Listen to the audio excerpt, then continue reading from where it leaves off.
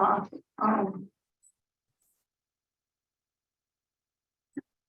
7 o'clock on Thursday, February 2nd, I'll call the Finance Committee meeting to order. This is Sarah Mellish, Chair. I have with me Tom Parkins, Peter Twining, Dean Nahadas. Andy Olderman is on Zoom. Greg Fetterspiel and Fetterspiel and Kathy Bellata are in the room with us. The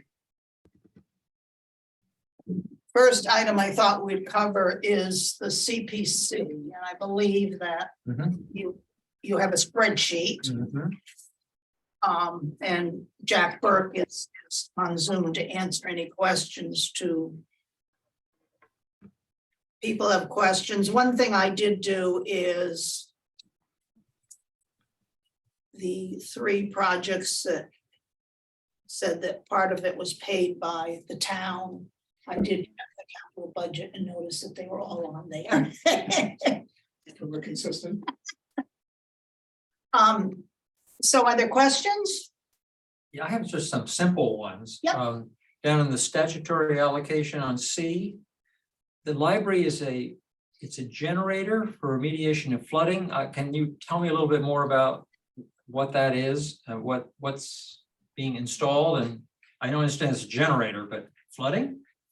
Jack, can you explain that? 2 things. Yeah, the trustees of the library came to me, Dave Lumsden, made a presentation. He has a terrific PowerPoint presentation if you ever did want to see it. And he was able to show continuing damage in the basement and the loss of books and materials over the years. They had to throw away in the last flood a number of dump trucks full of these. And they also would like to have the generator to, one, keep the pumps going, and also to, to continue the library as a heating and cooling center in the event of loss of power in the town. So the flooding is just regular flooding implies to me maybe the ocean's getting there, but no, it's just seepage or in the basement. It's rainwater that seeps into the basement, and they have a mitigation design, but they will need to have some pumps to pump the water out. Right. And the second question I had was in the cemetery. Is the continuing restoration, the fencing? What does the continuing restoration include? Yeah, that's a good question. Over the last several years, we've restored hundreds of headstones, especially in the 1661 and Union Cemetery. We just replaced.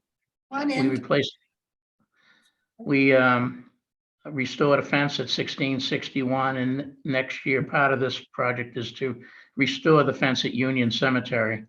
But that fence is well over 100 years old.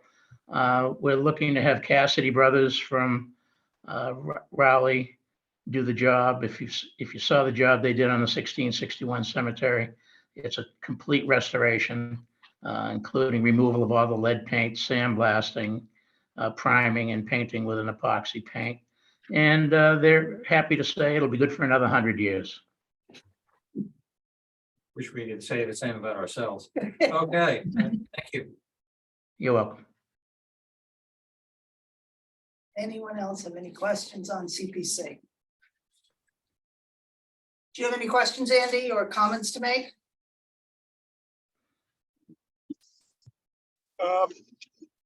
No, nothing major.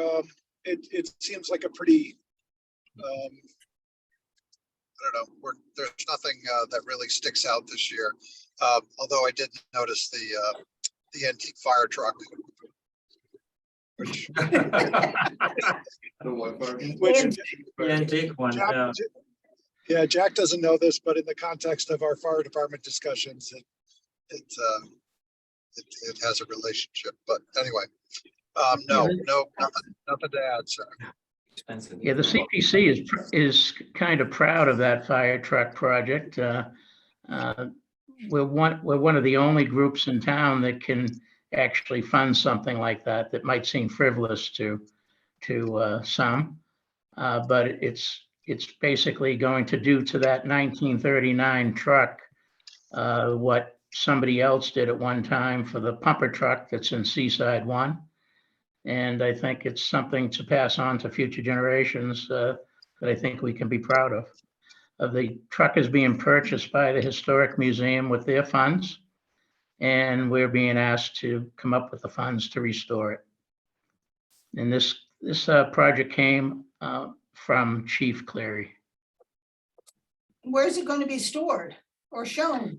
He's going to store it originally in the back underneath in the fire station for now for protection, but their long-term goal is to find a permanent home for it.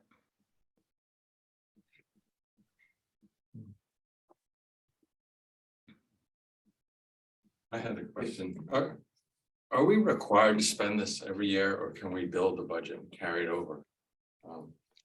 We don't have to spend a nickel in a year. Right, okay.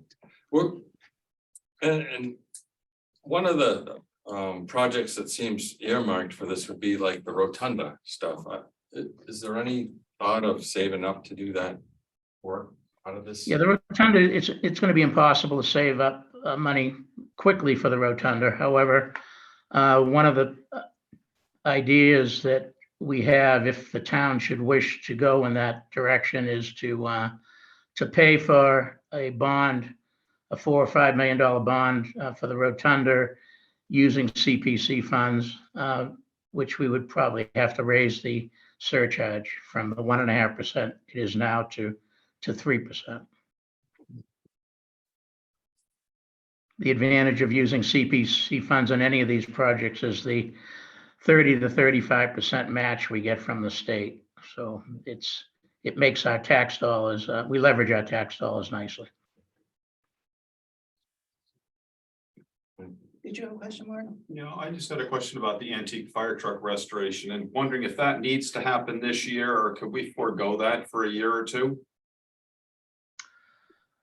That's a good question. I know it's for sale, and I know the person has not sold it to anybody else pending the town of Manchester's decision. But can't the He's museum? promised Chief Cleary verbally first choice there. You didn't save the 50. Could you ask the question again? I thought that the historical museum was buying it. They are. And So- our funding here is subject to the Historic Museum purchasing it. And Right, we and they- delay the restoration a year or two till we have some place to show it to Oh, people. the answer is yes, we could. Okay. You know, the CPC our decision was to move ahead with it at this point. And do you know what the purchase price is of it? I believe it's around $18,000. And it's in very, very good shape. It's in operating condition. And the reason the budget of $50,000 is there, it's to totally restore it, including the proper painting and light. Some of the lights have been changed, and the engine would get it's working, but it would get a total overhaul. Maybe we can use it.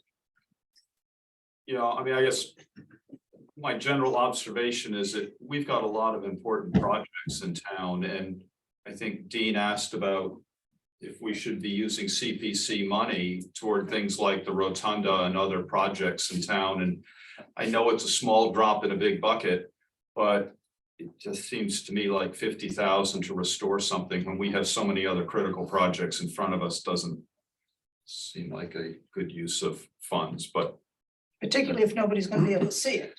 yeah. Yeah, it's more the principle of the thing, not, right, and the principal thing is on a prioritization scale. Yep.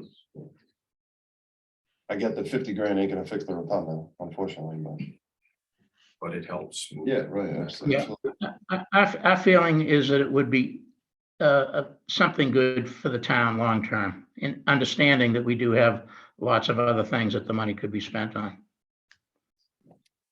And again, we're the only we're probably the only ones that could bring this before town meeting. I can't imagine this coming before town meeting from any other budget request. Could it be segmented into pieces? So, done over a 5-year period at 10,000 a year type thing, Probably. might be worth consideration. I don't see in the whole realm of things, and the fact that we have the budget, we have the funds in the budget at this time.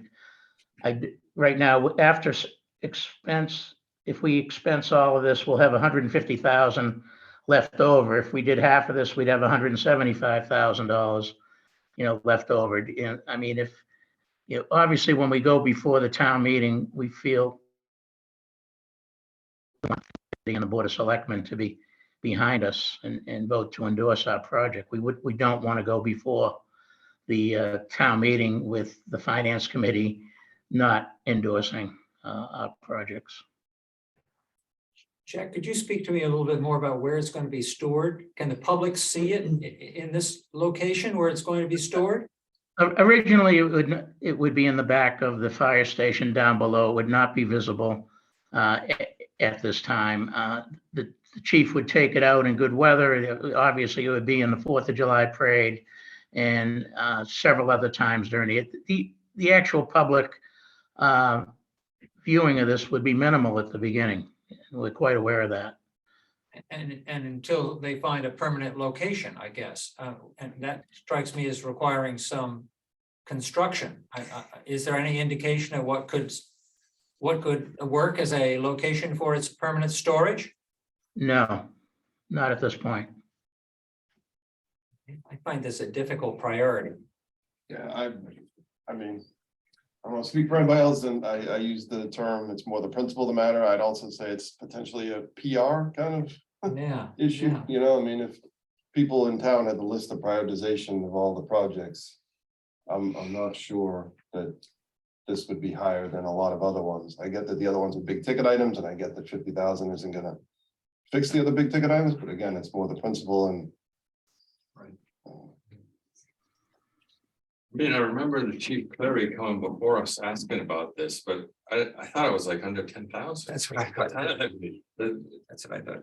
The tag, Last year, the chief came to us for $10,000 for artifacts, which the town meeting did approve.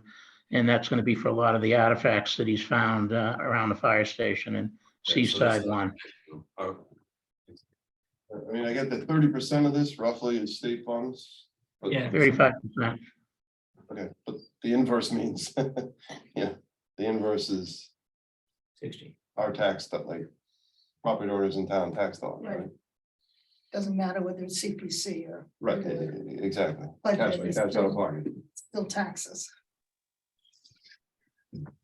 I think it is a project that I think, it's worth pointing out that there's some excitement by some in town for a project like this, but I completely agree. It doesn't fit into, the discussion of priorities that we have. And I would say just as one point, the idea of storing it in that lower level of the fire department, I think currently they use that bay for one of the fire trucks, which means that fire truck would then be outside, which I don't think is a great idea. That's actually a terrible idea. yeah, that doesn't. Well, yeah, but it, with ambulance 2 going away, then there would be room in the days. The chief has indicated to us that it would be stored inside, and he did not say anything else would have to be come out. I mean, given your point, I still think in the grand scheme of, functional emergency vehicles, it's nice to know that we have room to protect from the elements, whatever emergency vehicles we have and need, and right, we're always buying and selling, and this one's getting fixed, and like, I don't know, it just seems inappropriate, lack of a better word, to have room inside active fire station that's being taken up by a historical non-emergency vehicle. I don't think that's right at all.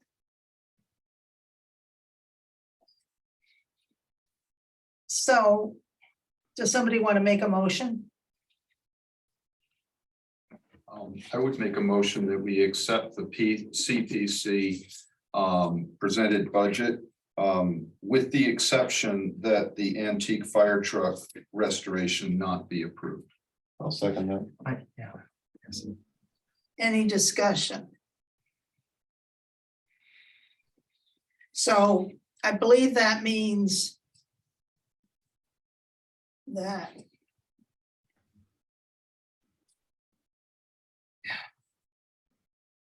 that 435,600 is what we're approving. Is that correct? If I take out the 50. Out It'd of be the 438,100.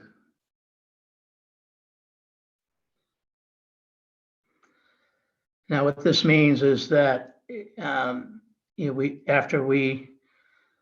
I'm finished with you, I will ask to meet with the select board and ask them to vet as you have, and then depending on what it is, we may be going to the town meeting, and the town meeting will then decide which of any of these projects they will decide to pass. Did you With the understanding that the FinCom will be getting up, not supporting the fire truck. We've done that before. Yes. Were there other projects under historic preservation that were on your list that this one moved into the slot for? And could you tell us at all about that? No, we approved every project before us this year, with the exception of the doors and windows replacement for the Manchester Housing Loading Place Road buildings, which are not an eligible project. Well, for the library now, in past years, weren't they interested in rehabbing their bathrooms? Would it be efficient? It's all done already. no, No. But it's funded. In theory. Oh, in theory. I say that because I expect whatever proposal they finally go with is gonna cost more than his budget. Got it. Why could CPC funds be used for that? well, let's stick to Yeah. the okay. motion before us, Yes. okay? We have a motion and a second. Is there any more discussion with respect to the motion? We're good with approving everything except for the restoration of the fire truck. Okay, then I'll take a vote. Dean, Yes. Peter, Yes. Maury, Yes. Dan, Yes. Mike. Yes. Tom, sorry. Andy. Everybody. And he says yes. Okay, and Sarah votes yes. Okay, thank you, Jack. Thank you. Good night. Good night. Hi, thank you. Good night, Jack. Good night. Thank you. Follow up on the comment you said, I don't want to go down a rabbit hole for sure, but ambulance 2. You said, So assuming we don't proceed with repairing it, assuming we don't proceed with repairing it, okay, but potentially repairing it is still on the table, or, I mean, I know there's so many moving pieces, pump truck and ambulance 2, and Squad car. it's hard to keep up. so, next week we'll dive into that and try to make a final decision. Okay. But I guess, how about this, at a high level, shouldn't I think of like an equivalent amount of vehicles in there, whether it's. You see what I'm saying? Hi, Ann. In other words, if ambulance 2 goes, it's then, in my mind, I don't know. Something else, a squad, a pump, or. So I think what's on the table is instead of having 2 transport ambulances, we have 1 primary ambulance, transport ambulance. And then if there's a second call, you have either the pumper, the engine, or the squad retrofitted to be a non-transport ambulance response group. In other words, it would carry the equipment for paramedic response, but it would not obviously transport a patient. So you get that immediate emergency aid, medical aid delivered on a second call, but someone, mutual aid would transport the patient. So under that scenario. Ambulance 2, quote unquote, goes away. One of the other things gets retrofitted or added equipment, blah, blah, blah. Right. So we actually have less vehicles, but the net impact is increased efficiency because, Correct, okay, got it. yes. Okay. Yeah, so the goal is to reduce the total number of vehicles. Reduce total number of vehicles, but actually increase Multiple, cross. efficiency, use Yeah. number of guys that can get to the emergency. Yes. Got it. Okay. It sounds like it's boiling down to what's better to renovate. Is it ambulance or the squad car? Basically, the big decision Okay. for this non-transport. Okay, are we ready to move on to the town budget? Where do you want to start? Page 60, town administrator. Oh, brother. I think that's the first one. Wait a minute, let me just see if I missed, oh no. It's the revisions.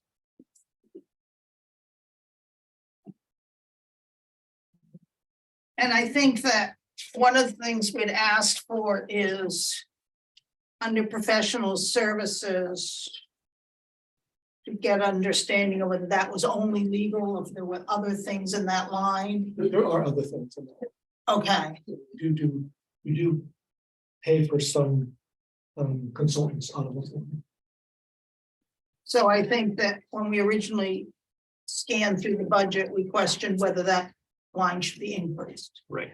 Is that, In the last couple of 3 years, we have very much exceeded that budget due to legal cases. so do we have a new number? A larger number than this, Craig? So, we did increase it a little bit. When you get to the page, 60. 60 in my book, Yeah, page 60. 110,000 now. 95 to 110. yeah, from 95 to 105. And that's enough. I mean, is that, I wasn't sure what you were just saying. Historically, the last couple of years, no. That wouldn't be enough. We've been closer to the 175 range. It's one of those accounts that are highly variable. We were doing quite well for a number of years, and in the last couple of years, it's been significantly higher. Well, we hit and everyone started paying attention. Should we be dealing with a higher number than 110? I mean, Yes, yes, it has been higher. And we've been, But I mean, we've been having reserve fund transfers to. yeah, to that's what I cover. thought. 22 is 158. Should we put more money in now to avoid that type of? Exactly. Should it be higher than 110? Should we be talking about a bigger number than that, Greg? Than the 110 proposed? So I was comfortable with going for reserve funds if necessary, for other transfers if necessary, but if you feel more comfortable with the higher number, I understand that. This is for legal, right? Mm-hmm. Yeah. I mean, you know where I stand, I'm usually always trying to cut a number down, but this is the one place to me that doesn't make sense because just realistically, we know that. Right, legal costs. Well, and we know with the 40B that we don't expect a ruling from HAC until sometime into 2024. But now we did put extra money for that at the fall town meeting, and that'll Right. carry forward. Right, 130 or whatever it was, yeah, So I don't have. Separate 130 set of. Yeah, it's separate. November. Specifically, For the 40B, yeah, this 110 is is in addition to that. excluding it or it's for other stuff. Or I guess it could get used for or that. anything, right, Or yeah. for use, right? I mean, you're probably closest. Right? I don't see the bills, so I have no idea when we use legal, You have no idea. when we use town council, what it costs us. Yeah, I have no clue. I was just trying to look up on Andrea's quarterly report, but I'm not fast enough. Where are we at this point in the year? Do we know? We're trending high again. And roughly, like if we're budgeting 110, are we halfway through the year, are we closer to 55 or 60, or are we moving to 100 or? Andrea, do you have that information? I do. I just looked it up. Right now, we're with the special town meeting appropriation. We're running about 45% expended. Including the 130? Yes. So was it 110 last year? 95. 95 and 130, so we're probably 225 and we're 50% of the way through that already. Yes. And it's probably gonna be the same thing this coming year. The new year, the budget year we're talking about. It's just so hard to say. Yeah. You know, like I say, the money, the 130 for the 40B, I think is going to be adequate. At least for the second round. All bets are off, you know. Yeah. It goes on to that, but we are dealing with some persistent cases that are not going away fast. Can you remind me, what's the, I know it's not the right term, but FinCom reserve budget, like 190? We're gonna get to that. I believe it's 190.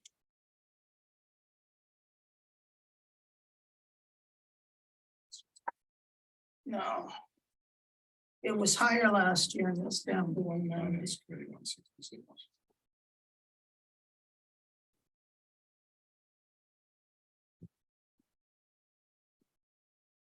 I guess I'm going to your point, Ray, the point, you know.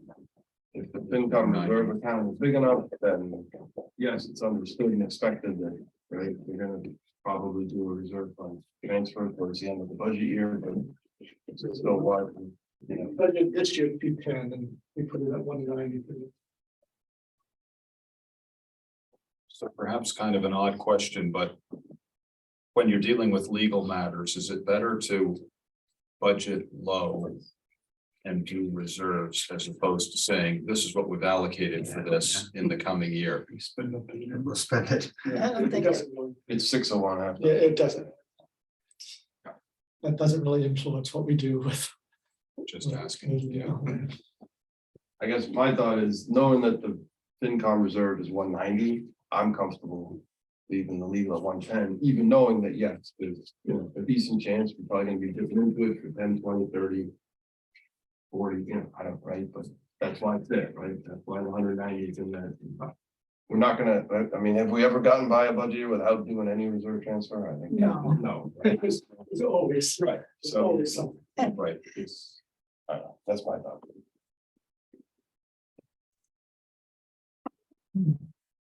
Okay, so we're comfortable leaving it at 110. Yep. Okay, With the 130. any other, Anything else here? do I have a motion to approve the town administrator's budget in the amount of 542,434? You do. Do I have a second? Second.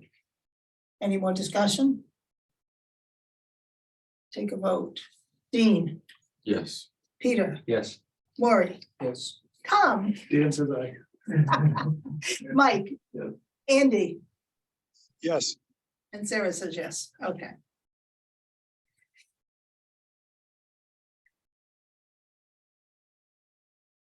Next is information technology. My page 63 is the next page. Can you remind us what this covers? So this covers annual fees for the various softwares. Oh, yeah. It also covers our costs to participate in the what I'll call the Danvers Collaborative. So we're working with Danvers and half a dozen other communities for collaboration and utilizing some of their expertise, Danvers expertise, to help us with cybersecurity and eventually, bulk purchasing of software and hardware, etc. It doesn't cover the software requirements for the public safety functions. Is that? This is just within the Right, town government. So this covers the cost of our accounting software. Yep. It covers the Permanent. web page, the web host Okay. cost. It covers the accounting? telephone, What's the accounting software? How much? I want to say it's in the $34,000-$5,000 range. Yep. That's just, Did I say that right, Andrea? Yep, 34,000. 34, okay. and that's just like an annual subscription. That's a annual fee. Yeah. Yeah, jump in, Andrea, with more details. Yeah, I think you There- covered it. I mean, it covers our budget software that we got that made these budget books, and it also covers our Microsoft Office 365 as well.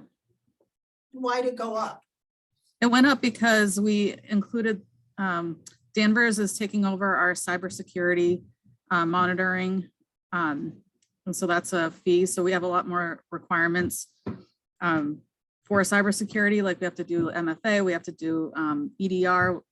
We have to do all sorts of like behavioral analysis through technology. And so last year we received a $100,000 grant to purchase Fortinet, which is an antivirus and email and all sorts of things to combat cybersecurity, which is actually being required by our insurance to be carried. So we contract with Danvers to do the cybersecurity because it's cheaper to do that than our third-party IT people.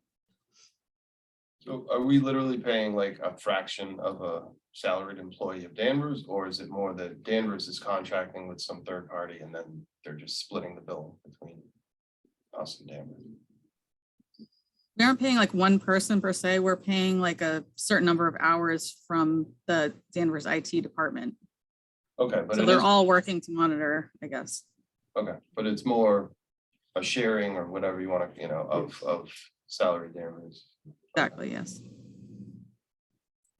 So I will say I'm feeling much more secure in our IT operations with Danvers at the helm. They're very good at what they do. And teaming up with our vendor, I feel the best I have felt about our IT. It's important. It's an area that I think we had some exposure in the past. And this ransomware is no joke. Yeah, no, the ransomware, it is no, it's, I think the Nantucket schools got hit just the other day. Yeah, So it's a real issue. Yeah, I mean. I feel lucky, like the IT director in Danvers has, been working with the state and working with their insurance companies like beforehand for all the requirements. So we're really like getting ahead of the game, which is good. Yeah, I mean, if it's working, that's great. My only concern, glass half empty, is, I mean, at the end of the day, if there's an issue, I'm assuming Danvers IT is gonna focus more on Danvers stuff, and less, right? Like, that's all. Yeah, so we it's a combination, we still have our third party vendor plus Danvers, so they're a team, so Okay. So worst case, even if the Danvers IT people, if they're just swamped with their Okay. crisis, right, okay, we still got Inno4, okay. which is the third party.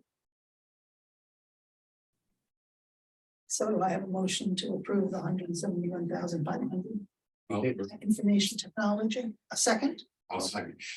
Dean seconds. I'll take a roll call. Roll call. Eden, Yeah. Peter, Yes. Maury, Yes. Tom, Yes. Mike, Yes. Andy, Yes, and Sarah votes yes.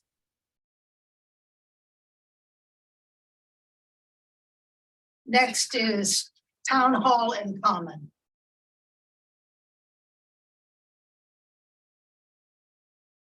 For a total of $39,400. Any questions? Well, it's very similar to this year's budget, but I can't remember what caused the change. Is this the facilities? Have we reallocated from this budget to a facilities budget? Is that part of So it? that custodial salaries. That's what's happening. And the maintenance, So you see where those zeros are. Yes, I do. Yes. Basically, all the zeros have been moved. Right. I'm a little nervous about the electricity number. I was gonna say, because you've got a lot more electric stuff happening. And are we, So we're our contract, we were locked in for 4 years, so we have we avoided the big spike this year. So it'll, next December is when we have to renew. And we're likely to see a pretty big increase Yeah. in our contract cost for electricity. Many of our lines, you know, there's enough of a cushion. This one's awfully tight. We're probably gonna overrun this year, right? I mean, it looks like we only have 28.5. But you said we're locked in We it, were like, it's the same rate as. as it was, last year, okay, so it's Uh, next year, it's gonna go up. But it's, so we'll half the year. next year. You're talking half of a budget year. is what- Right. And it's affected mostly by air conditioning, probably, right? Well, that's heat pumps, isn't it? Well, It's all electric. But heat pumps don't use much electricity. They all use well, electricity. they all use it. I mean, they're efficient, but they do use it. Maybe not as much. To ask the same question a different way, what are the worst 3 months for electricity usage? Is it June, July, August? Andrea? No, I would say it's Winter? Winter. traditionally it was winter, Yeah, you know, with. I would agree. Okay. We're hitting our one and only one cold spell. I don't know how many more we're gonna have, but this winter has been mild up until today, tomorrow, but. So that may be switching if summers are getting hotter and winters are getting warmer. We may be switching, but so far it's always been winter. I guess, high level, I guess I have the same thought that we just did on the legal stuff, right? Right. You know, yes, if that 30 ends up being 40 for the full year. Because you got an extra 10 in the second half of the budget year. That's just 10 that we're gonna do reserve fund transfer in June. That sounds good. Yeah, I'm not panicked about it. I just, Like, it's not gonna go from 30 to 60. no, Can I ask a question? Yes, Kathy. I'm sorry, you said the contract ends in December. I wasn't clear which December, December 2023 or December? 23.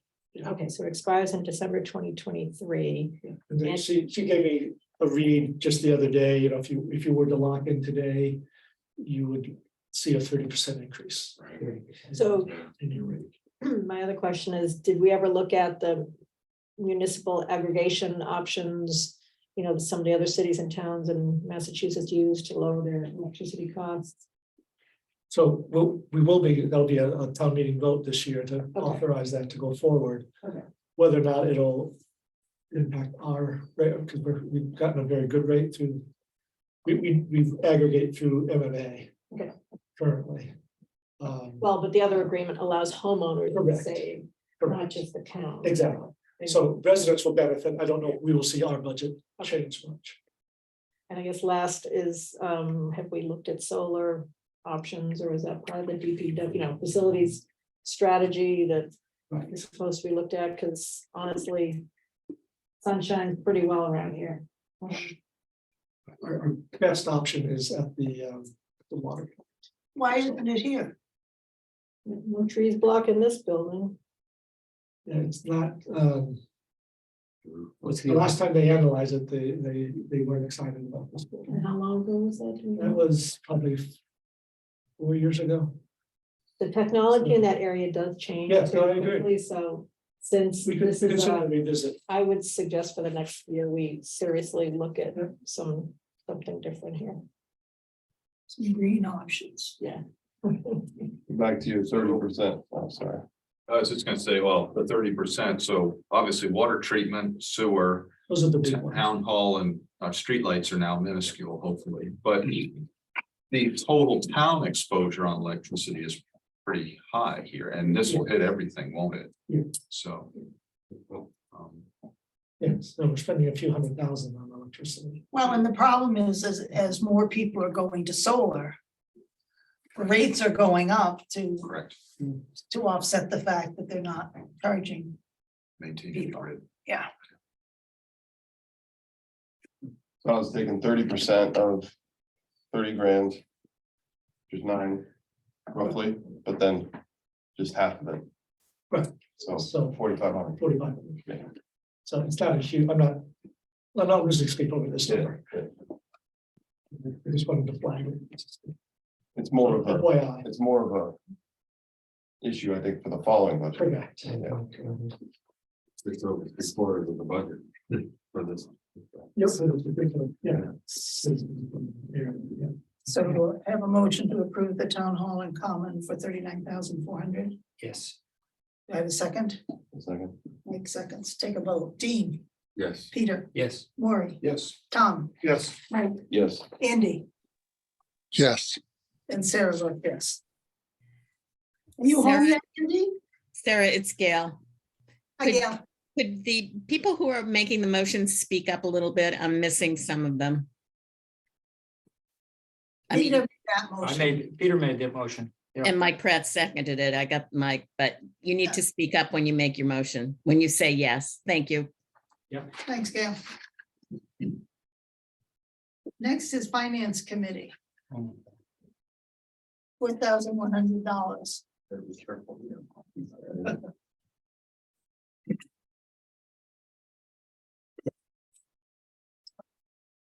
Any discussion? I have to ask this like every year, I think, what's in there? Like, what is it? Obviously not finance, can't come, salaries. It's Gail. Oh. Minutes. right. And then doing the newsletter at the town meeting, the financial report, right? Is that what the No, supplies? No? no, that's just regular, We covered that in the. Oh, okay. that's We covered just that in the printing line. office supplies. Do I have a motion to approve the FinCom for $4,100? So moved. Maury moves. Do I have a second? Yes. Peter Peter seconds. makes the- Vote Dean, Yes. Peter, Yes. Maury, Yes. Tom, Yes. Mike, Yes. Andy, Yes. Sarah votes yes. Next is the reserve fund for 190,000. Any discussion? Well, I was gonna talk about reducing it, but that doesn't make much sense, given what I think we just talked about. Well, I'm pretty sure we asked for kind of just like historical Yes. looking at this, and I don't know if that's ever come our way. Andrea, do you have historical information on the use of the reserve fund? I do. It always gets drained.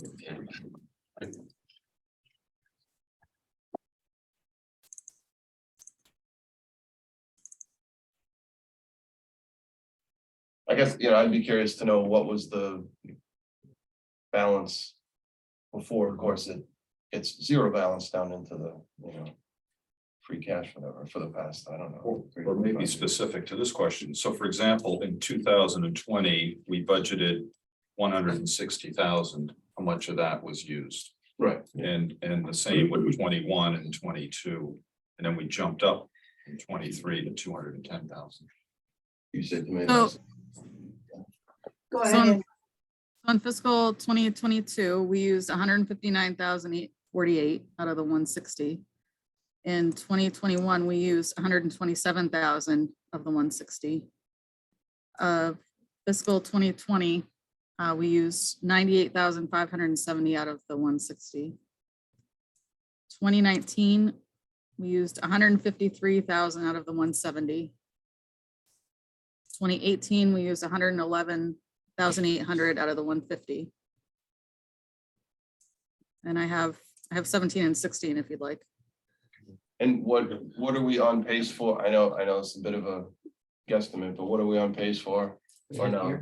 Yeah, for this year.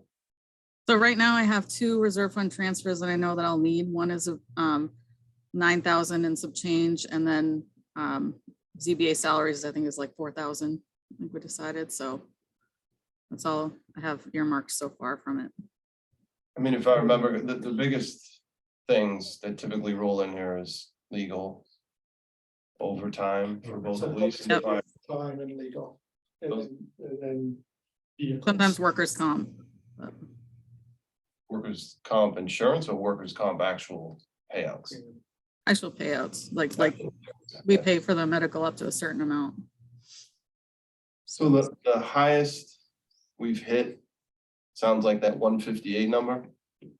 159, 848, it's 2022. Oh, 162. Yeah. Yes, That's the high point, right? yes. And that was overtime on fire, correct? A lot of that, as I remember? That was 93,000 for fire salaries out of the reserve fund. Right.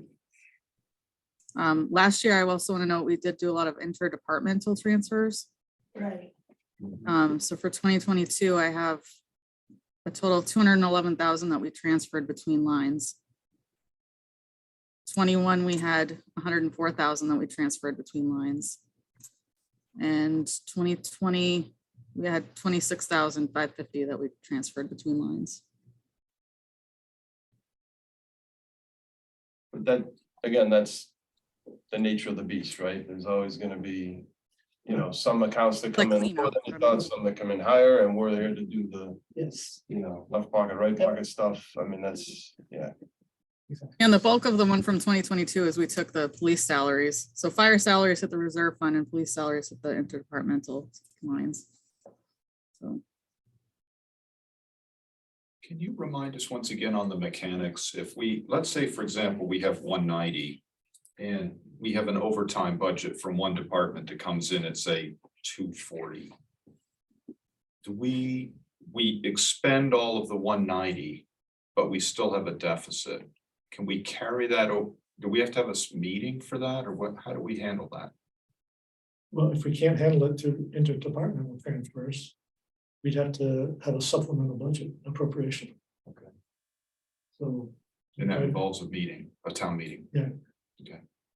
So we, obviously, if we anticipate something like that, we try to do that at the annual town meeting. I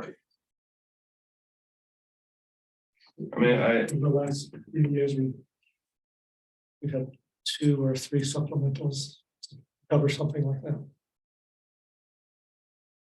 I'm sorry, go ahead. I was gonna say, it's this fine lead edge between having this reserve from the FinCom be too high, in which case it rolls down to reserves at the end of the year, and being too low, and we are calling a town meeting to do something, which is difficult.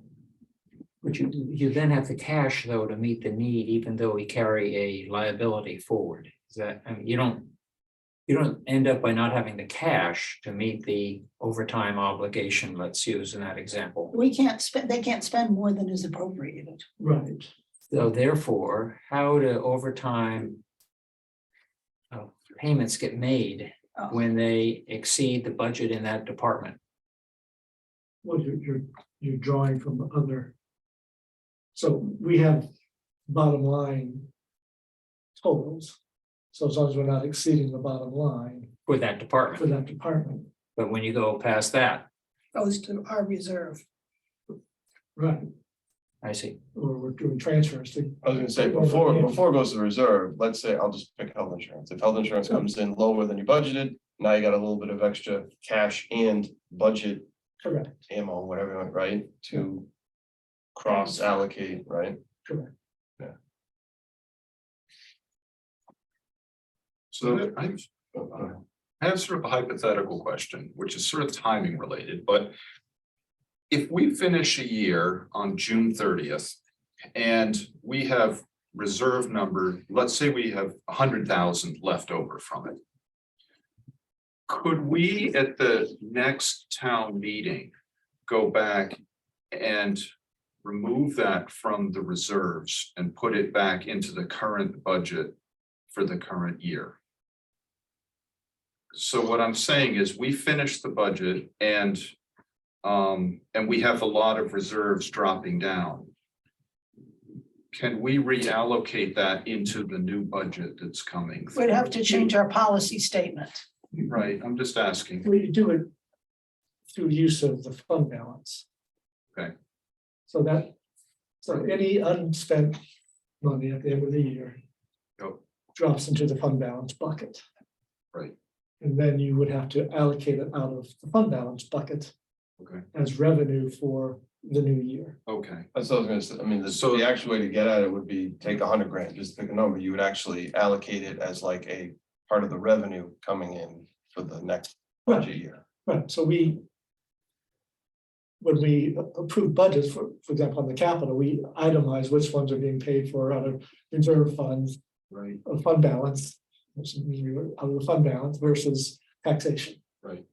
But we haven't been using that for operating. Right, isn't that our policy that we don't use reserves for operating? Right, with the exception of OPEB, we've been using OPEB, fund yeah. balance to pay for OPEB. Just on that point, I just think it's a bit hard in the sense that cash is fungible, right? So there's all these going into and going out of, right? So Right. to take your point, if you had a very clean example where you started with a $0 account balance in our reserve, and we issued a bond for $1 million, and that's how the cash got in. And then we took that million to pay operating expenses, clearly that's a Well, that's a and no-no, right? we could change our policy to say that the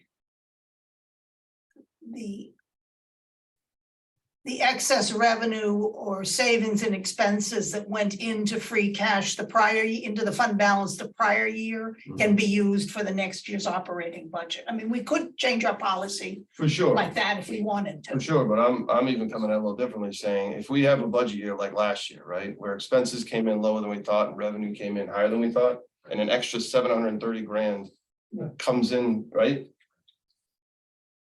Like that's operating, you know what I mean? Well, Like, that's what I'm saying. You could use that 730 right, all for the right. so next year's operating if we wanted to change our I'm policy. just saying, if you would have then take that 730 out next year to pay towards operating, you're not violating, because that actually was operating in, operating Right. out. Right. It's just hard to specifically like analyze exactly every Right. flow and stream, going in and out. Yeah, the challenge is that we set up a budget, we run it through actuals, it ends on the 30th of June. The next year's budget's already been approved 3 months earlier. Yes, So we're into another, so we're always lagging 15 months out of sync, and maybe my math's wrong, maybe it's 18 months. This is a way to compress the time frame a little bit. So you can do kind of a look back.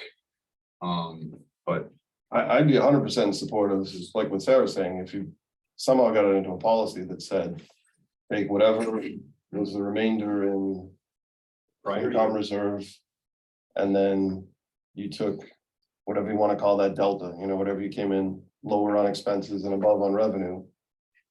And then, you can allocate that. you can, but my caution is that drops how much you're collecting in taxes. And if you don't have that surplus to use in the subsequent year, then your taxes are going to grow by not only the typical 2.5, but also by that lack of surplus that you used in the current year, Unless it repeats. unless it repeats. I mean, this is using. Right. The question here is whether this repeats with a sufficient certainty to have a policy change. Right now, I think what we do is we use that for capital expense, I believe. What that, the circle goes round and round. Which is 6 of one, half dozen of the Yeah. other, because if you don't have the reserves to use on capital, you're using current tax. Yeah. Funds anyway, so I don't think it matters whether it's operating or capital, Right. if you're. But I like the theory that we're using Yeah. the excess for capital, because there are a lot of capital needs here. I don't want to go too far down. I don't get how it raises taxes. Like, in other words, right now, the way we do it right now, say an extra 733 grand came in, right? Because we were lower on expenses and we were higher on revenue. That's just, boom, goes straight down to reserves. But it's got to repeat in the subsequent years to have it without. But I just stated how it's happening right now, right? Right, that's right. Full stop. That's how it, right? And I'm saying if you quote unquote took that 733 out, specifically allocated it towards the next budget year. How does that? So you've collected 733,000 less in taxation to pay for that new budget year. Well, you collected it in the prior year. I understand, you've got it in hand, but you didn't have to collect that much from the taxpayers for that new year. Right, so in that year, instead of collecting 2.5, you might collect Right, collect two. 2.2. Fine. You still have the 2.5 because you have the two pieces. You have the 733, yeah. So then, following year, let's assume we didn't have $734 in excess money to put towards that, Sure, make it 0, make it 0. sure. So now I've got a tax for that 734 plus the normal taxation. Which, given our excess capacity, because we had the 0% in 20 and the 1.5 the subsequent year. It's already, Yeah, the mechanism is already there. but once Sure. we use that up, once we use up the excess levy capacity, then it would require an override. Sure, but we've got a 0% and 1.5, plus we're making the assumption that we go from 733 to 0, which. No, I know, I understand. Yeah. It potentially creates a more fluctuating increases in taxes. It goes up one year, down another. Potentially, but you need to have a lot of things go the wrong way to end up there, I'd argue. Fair enough. Fair enough. It's a Okay, different mechanism for keeping reserves at a particular Yes, level it is. Right, that's right. with a different time constant. Yep. so we're back on the FinCom reserve fund. Feel like a motion to approve Do we this. want to leave it at 170? Do we want to drop it down to 160? That 190. I mean, 190, I would prefer to lower it to 170. 170? What other people feel?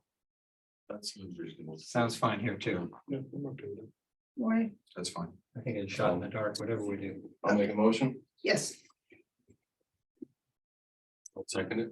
wait a minute. Making a motion for from FinCom reserve fund of 170,000? Yeah. And Dean seconding it? Yes. Did you have any discussion on this, Andy? Keep forgetting about it. I'm listening. I don't think I have anything to add. I get the concept and I'm good with trying to nip and tuck if we can. Excellent. Yeah, I like that. I'll phrase. take a vote. Stealing that, nip and tuck. Andy, Yes. Dean, Yes. Peter, Yes. Maury, Yes. Tom, Yes, Mike, Yes. and Sarah votes yes. Okay, And Greg, you don't have heartburn, do you? Good. next is town clerk elections and registrations.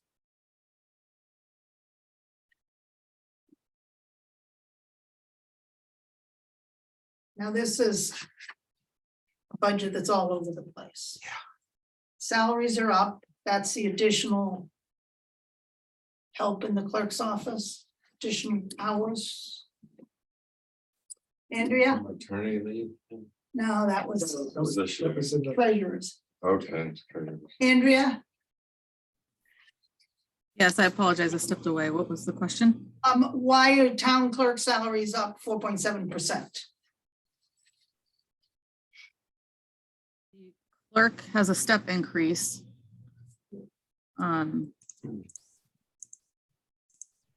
Is what the big driver of that is. How many steps do we have? 3. Oh, okay. Not as many as the school. No. Um.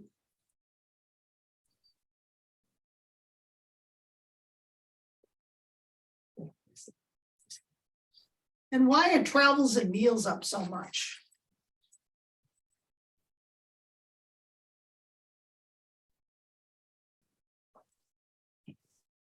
That's. Well, related to the actual last year, but what was that? Right. And so. So- Go ahead. Go ahead, Andrea.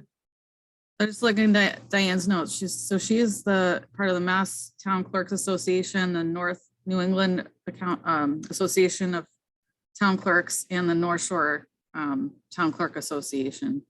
So I don't- she's participating in more associations than previous clerks have. Okay. Probably not a bad thing.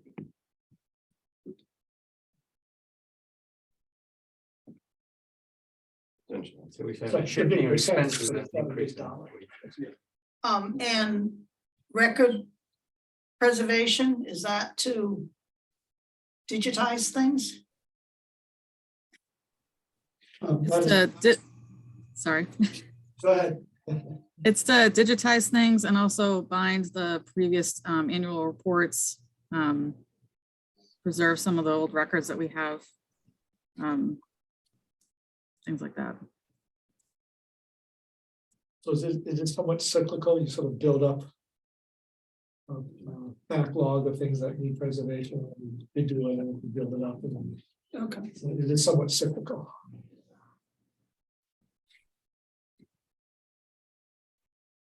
Any questions on this budget? Do I have a motion to approve the town clerk elections and registrations budget in the amount of 117,386? You do, Peter. Peter moves, second, Second. Maury seconds. Roll call vote, Dean, Yes. Peter, Yes. Maury, Yes. Tom, Yes. Mike, Yes, Andy, Yes, there I vote yes. Next is elections and registrations.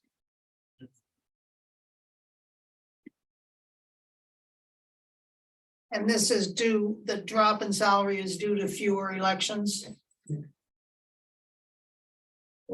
Professional service. Yes. You see a big jump in the professional. Yeah, and what's services. that for? don't say those So that- clicky buttons. I hope it's not for voting machines. Say, clicky buttons.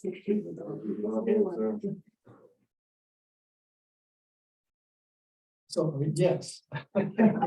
Yes, okay. Can't make this stuff up. Um, Making some assumptions and we're revisiting that because of how we're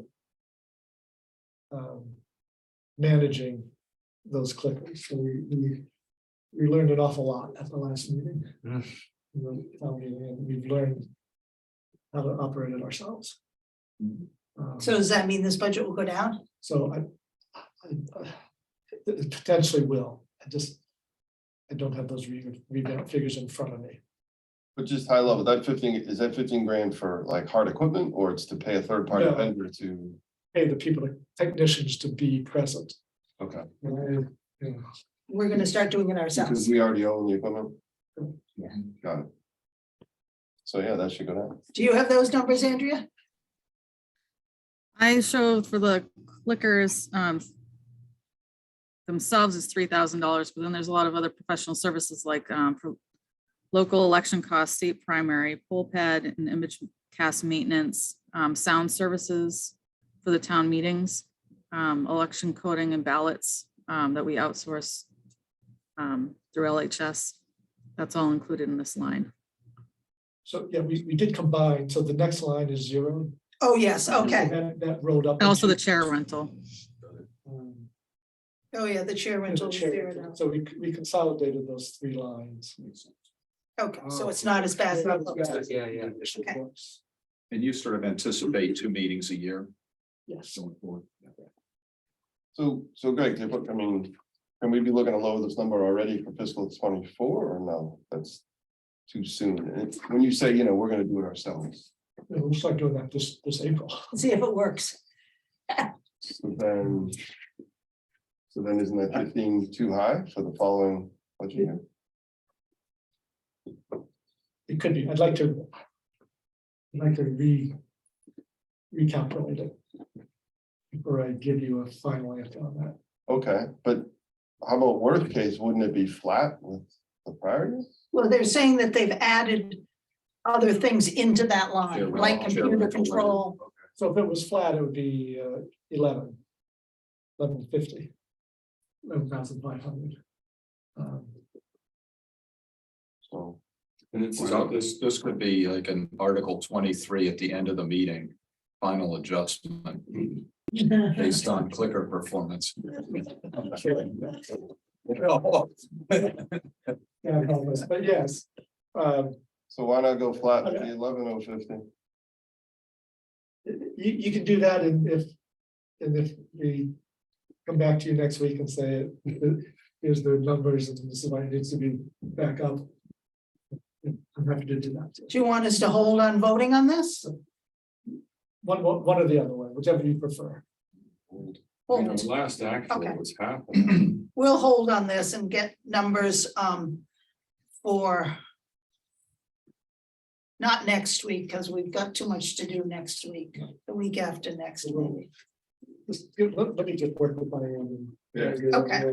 Yeah, I wasn't trying to put you in a corner. It sounded like you were pretty optimistic Yeah, about us yeah. being able to split ourselves, and I was just trying to build on that, that's all. So I appreciate the time. You're right. I appreciate this discussion. Okay, parking clerk. Let's talk about printing and advertising. Printing and advertising seems to have fine. Maybe we consolidated lines here or something. I don't know. But it sure did climb. That's, Did we moved the passes, the dog tags used to be charged to beach passes, and now it's in printing and advertising. So it makes more sense. I know it's somewhere in this book. For revenue, obviously, right, business person, you want to see the revenues match with the expenses if possible. every dog in town is worried about you. And they should be. Yes. May I ask a question? Yes, We changed our sticker process last year to go to one sticker, right? Right. And that was supposed to save us money by doing that. And it was supposed to go out with one mailing. Something happened. It didn't, and it wound up costing us more money. Correct. So where are the savings that we were supposed to get from the new process? Savings is in time, not in. So Okay, let me it's try. saving. Okay, so let me try again. We spent $8,000 or something too much, because that was one of those transfers we did, right? Those interline transfers. There was an oops in the process. Yep. Instead of saving time, it actually cost us more money because we had to do a mailing or something that wasn't anticipated. There was extra money. We did a separate. Separate mail. Yeah, yeah, the beach passes Yeah. were mailed separate from the tax bills. right. So what I'm suggesting is the actuals are artificially high because of the oops. So what line item would those be in? Are we sure we accounted for that and are not baking in an oops in our new number?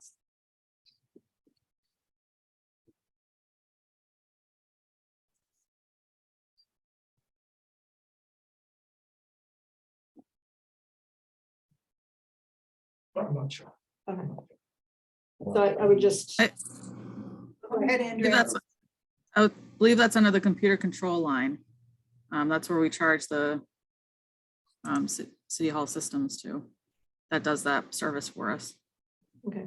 But it went up $6,000.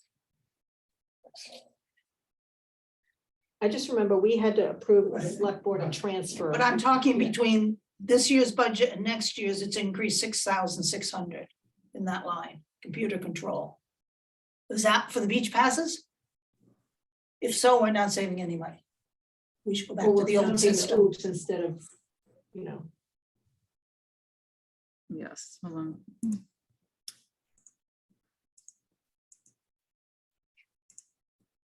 mean, I don't see how it saved any time if everyone had to go in and get their beach passes from the town clerk. So that's, a lot of those are. To double check that. I was going to say that those were being fulfilled by the vendor. What added to this cost? No, they weren't. I mean, you went to town hall to get your beach passes. In 2023, We 2022, did it via mail, right? maybe. Yeah, so that's why I thought we had the vendor doing the mailing that one. No. Well, you've always had the opportunity to get beach passes online. Or at least for the last few years, you've had that opportunity. But that doesn't mean people avail themselves of it. And I mean, this year you have an incentive because you're decreasing the charge to residents in April if they buy them online.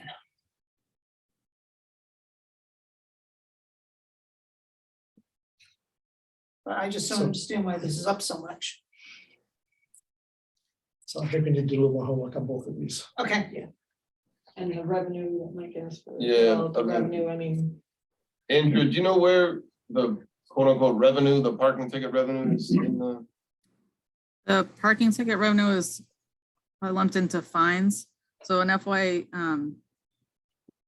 22, we took in $36,871 in parking fines.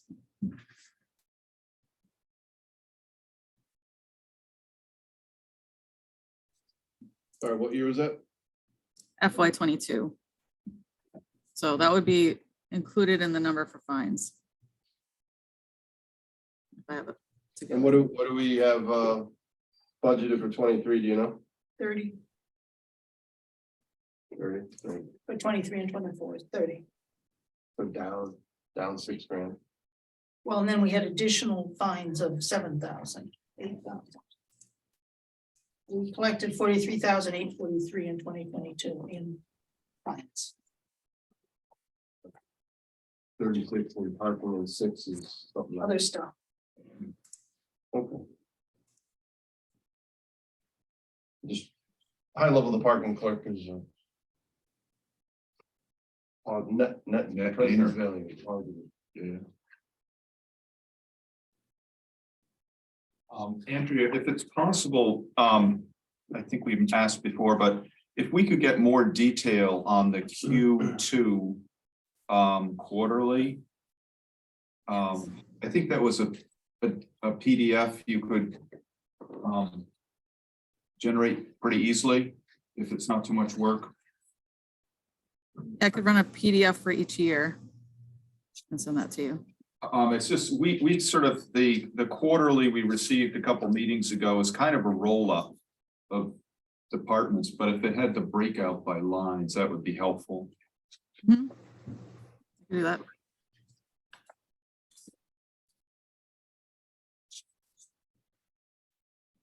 Next budget is the accountant. So holding on that one. Yes.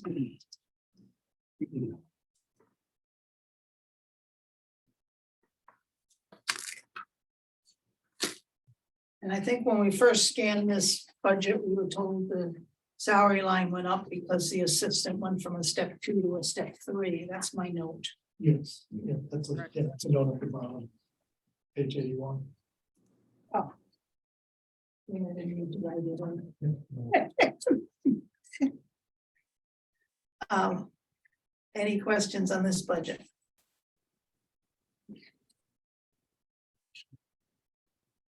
None here. Do I have a motion to approve the accountant's budget in the amount of 178,056? So moved. Do I have a second? Second, Dean seconds. Maury made the motion. I'll take a vote. Dean, yes. Peter, Yes. Maury, Yes. Tom, Yes. Mike, Yes. Andy. Yes. Thank you. Next is assessor.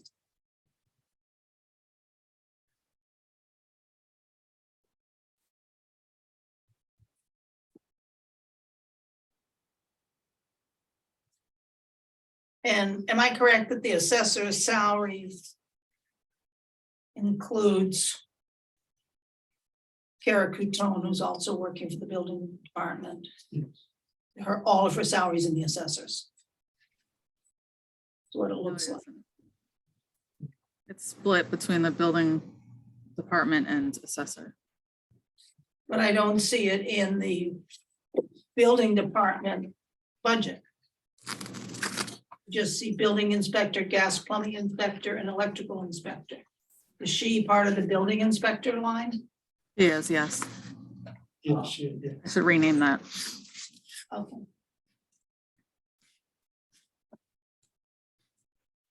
I'm guessing this is a question best for, the assessor, but just revaluation update, GIS and computer supply software.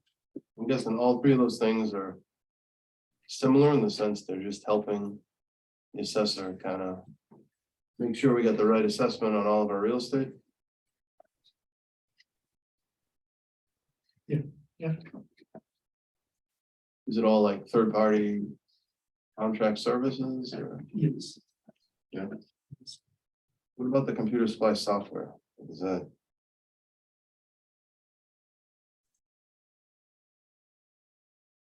That's Is that Patriot Properties that they use to keep track of valuations and property cards and all of that stuff. And it bridges to our financial software. So we can produce the bills. so I didn't hear the first few seconds what you said there. I said that's Patriot Properties is a software that we use. That they Okay, track up the properties and the valuations and okay. things So like that's just an annual fee we pay them? it is, yes. Yes. Okay. It is pretty impressive how it works. I mean, you can go and Yeah. click on individual locations and see an awful lot of information.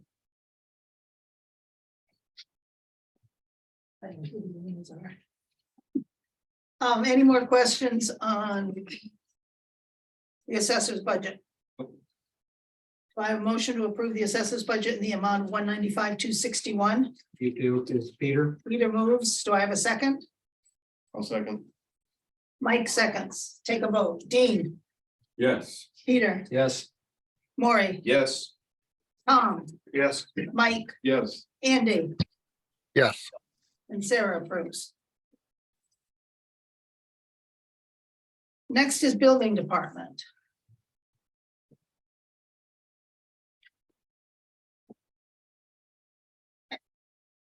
I guess based on my experience,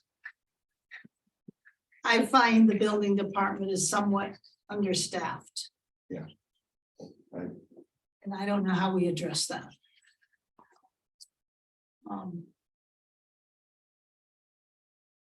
I think there's a lot of building going on in town and it's very difficult for us to keep on top of it, and I don't think it's good when neighbors have to appeal things.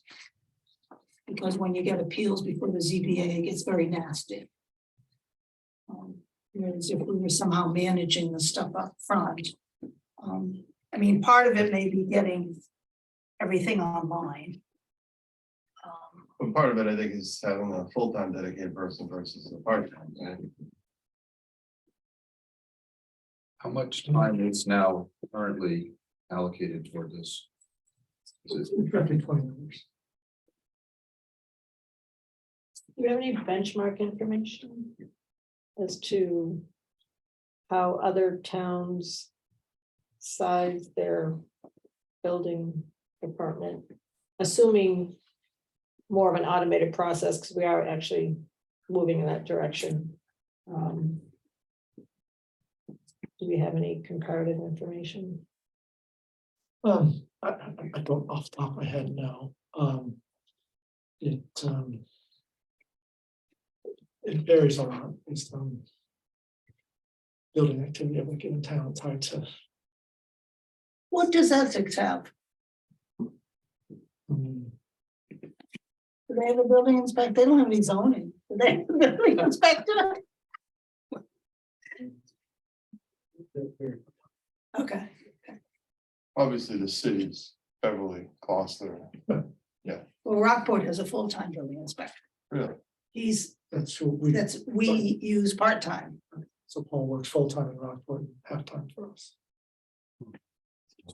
So Sarah, your comment implies we need more staff time. Is that what your experience is? Is that what you're saying? For instance, if a special permit's issued, there are plans attached to the special permit. Then a building permit is issued. And it seems to me that we should have the staffing to look at the plans included with the special permit and compare it to the plans submitted with the building permit. I mean, that's one thing. The other thing is with construction in process, I believe it's a long time before an initial inspection and a final inspection. And things can go south. We had one property where pool shed was approved on a special permit for 180 square feet. And they started erecting a 435 square foot pool house. And neighbors complained, So and one- we one didn't way to- catch it.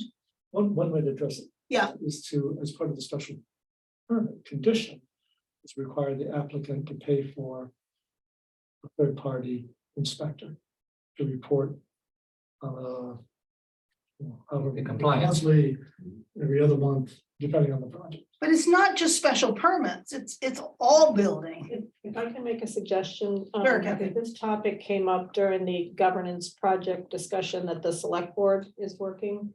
And one of the things that we uncovered as a priority is to look at automating our permitting process. And so as part of going through that exercise, one of the things you would do is just, you know, document the current state, look at who does what. And so I think we're gonna go through that process anyway. And so before we decide we need more or fewer people or different configurations of staff, I would suggest we go through that process and determine what the new world is gonna look like and how many people we need in that department to make it work. Because then- if you automate something, you typically can, you know, use fewer bodies than if you don't. So we are pretty automated. Yeah. Building permits all automated. But there's some glitches, no question. Yeah, it's all about time savings. And once again, the reason I asked about the benchmarking is it depends, what is our current part-time building inspector, what is he spending his time on? Is it administrative stuff or is it real, you know, out in the field inspecting all the time? So I just think, you know, we could all guess as to what we need, and if we're gonna take a look at that whole process anyway, then. But it'll be too late to fund it. I mean, that's the issue. Yeah. To me, it kind of ties in, even the Danvers IT stuff. Mhm. You know, in the sense that, you know, when you have somebody that you're sharing or part-time, like, it just, I don't know. Well, It's into an issue of dedication and focus. He's and very good. prioritization. He's very good. I think this is the unique situation if this particular person though has a full-time job somewhere else. And then is working an extra 20 hours for us. To me, that's different than a sharing arrangement. among, Fair enough, You know, absolutely. that's, so to that point, you know, do we need, you know, what type of resource do we really have? That's a question. If you had the funding, could you find another person, like a Rockport person from Ipswich, who would do the same thing and backfill the remaining 20 or some number of hours? Hard to say. I mean, in theory, yes. It's getting increasingly difficult to find these kind of people. Towns are struggling to staff their inspections departments. Is there a chance we could lose the person we have? If the demand for this service is going up and they could go somewhere else or do differently? I don't think our, because pretty stable and satisfied with his arrangements, but. But down the road, it'll be a challenge. I've also wondered if, again, finding the person who has the breadth of skills will be a challenge, but. If we increase the hours of a building inspector, do they also become the fire inspector? Combine those two roles. That's not, Yeah. if I remember that line, it was 25%. Right, of the total fire department calls was that kind of stuff, like, Yeah, take that off. 25%. Yeah. And just, you know, primary reason is for emergency response. Right. And have an inspector inspect. I think that's a fantastic idea. Anne, you had something you wanted to say? Just that.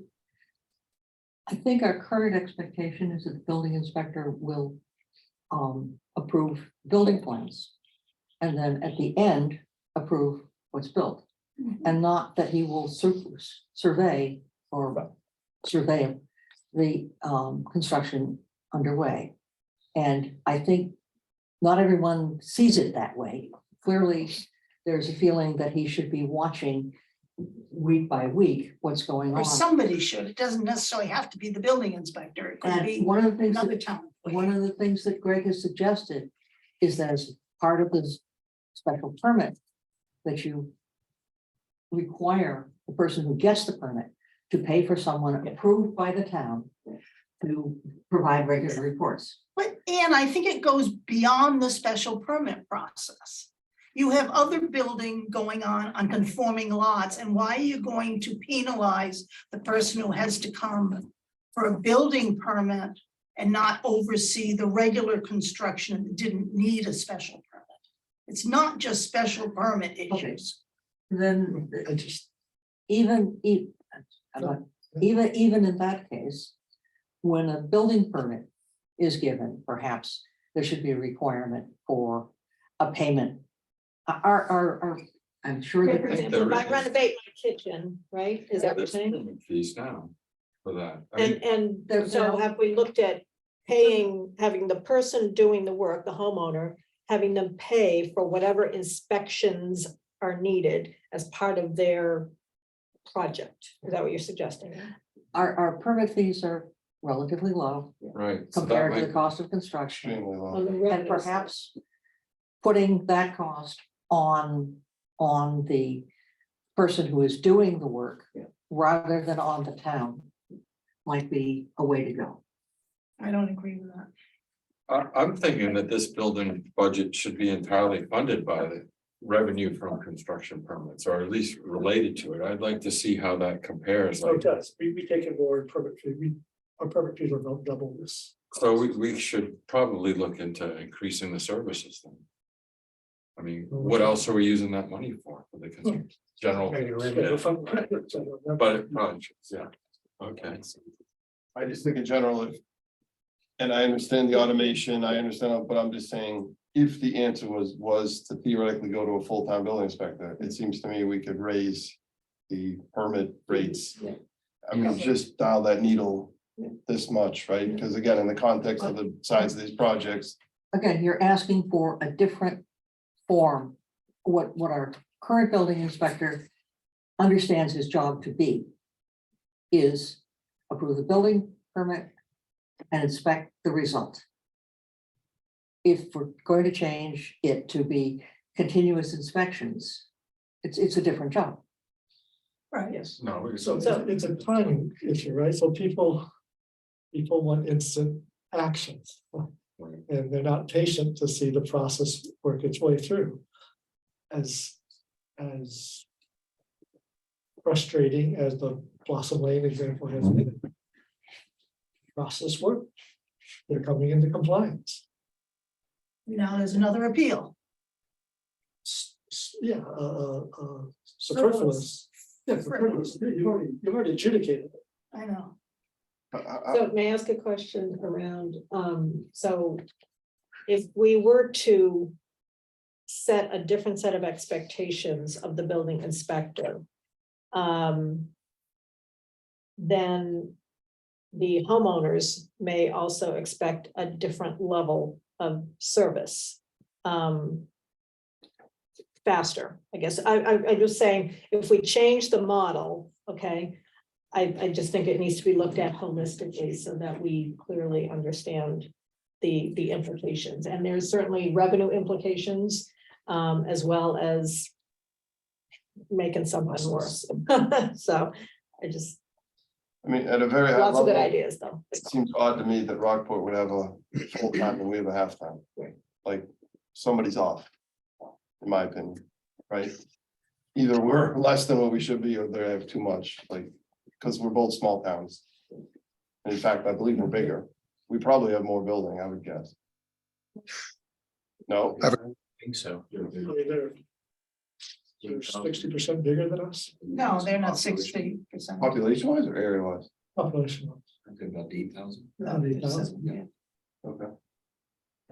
I wonder if we should just look at more hours for, I mean, with the new zoning changes, more construction activities anticipated as well. So it's not so much adding services or continuous inspections, but just being more thorough in, spending more time with each project. I mean, Actually, you brought up a really good point. We did just vote in zoning changes, which moved some things to the general bylaws, like the curb cuts and things which I believe add increased responsibility. DPW. Oh, to DPW, called that's right, it was DPW, DPW, yeah. thank you. And it was on the town somewhere. Hold on. Andy, you have your hand raised. Yeah, thanks. Go ahead, Andy. Yeah, I was wondering, a couple things, Sarah. One is, beyond this recent project with the pool house and all those shenanigans, how chronic is the experience that different things are being built than what was permitted?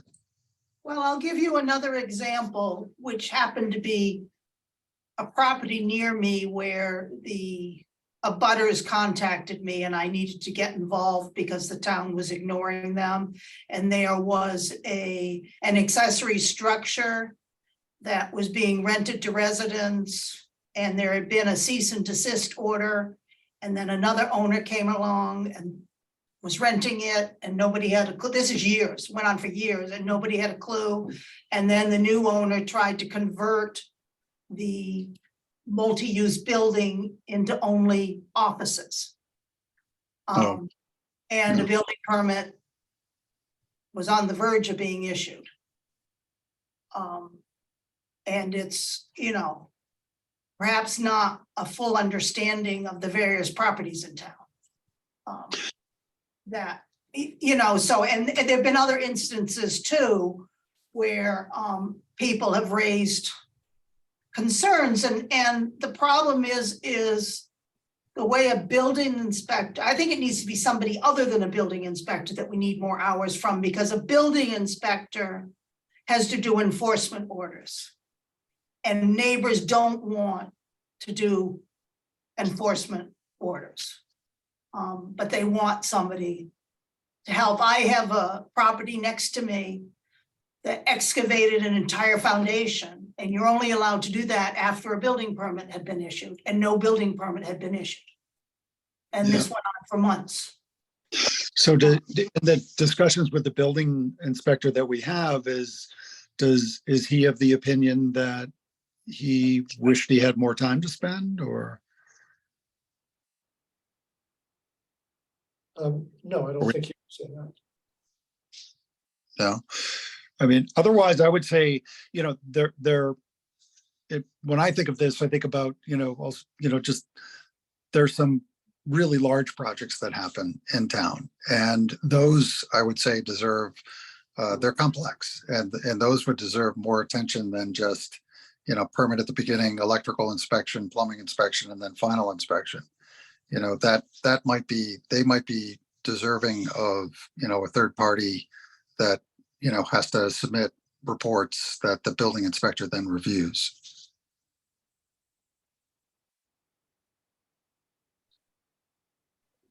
Would a way to possibly thread this, maybe it's bringing an extra cook into the kitchen where one doesn't belong, but if we have a building inspector that's basically at 20 hours a week, could we bring in another person that is funded by the homeowner for monitoring during the project?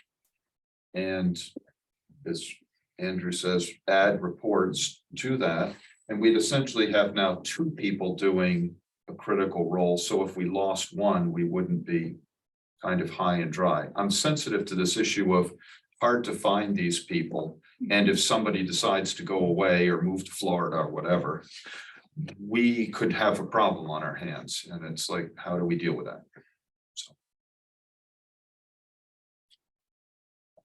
would that solve part of the issue you're worried about? Also, and also another piece is sort of the administrative side. Right. So that's another way to get more value out of, particular area of expertise. So if there's more administrative support, making sure that special building permit and the building permit align, for example, that's the administrative clerical function, right? So. And even have checklists or something that an administrative person could use, and maybe after a building permit has been out there for a period of time, you ask for an update status or something from the contract. You know, some of these go on for years. But I'm sensing it's a much broader question than we're charged with dealing with, and I don't quite know where the selectmen are, and I gather they're looking at the broader staffing issue in this department, is You that? know, we talked about how to improve. Our project is related to overall governance. How do we improve the efficiency and the governance? And one of the things that came up as a theme is that the permitting process is could use some improvement.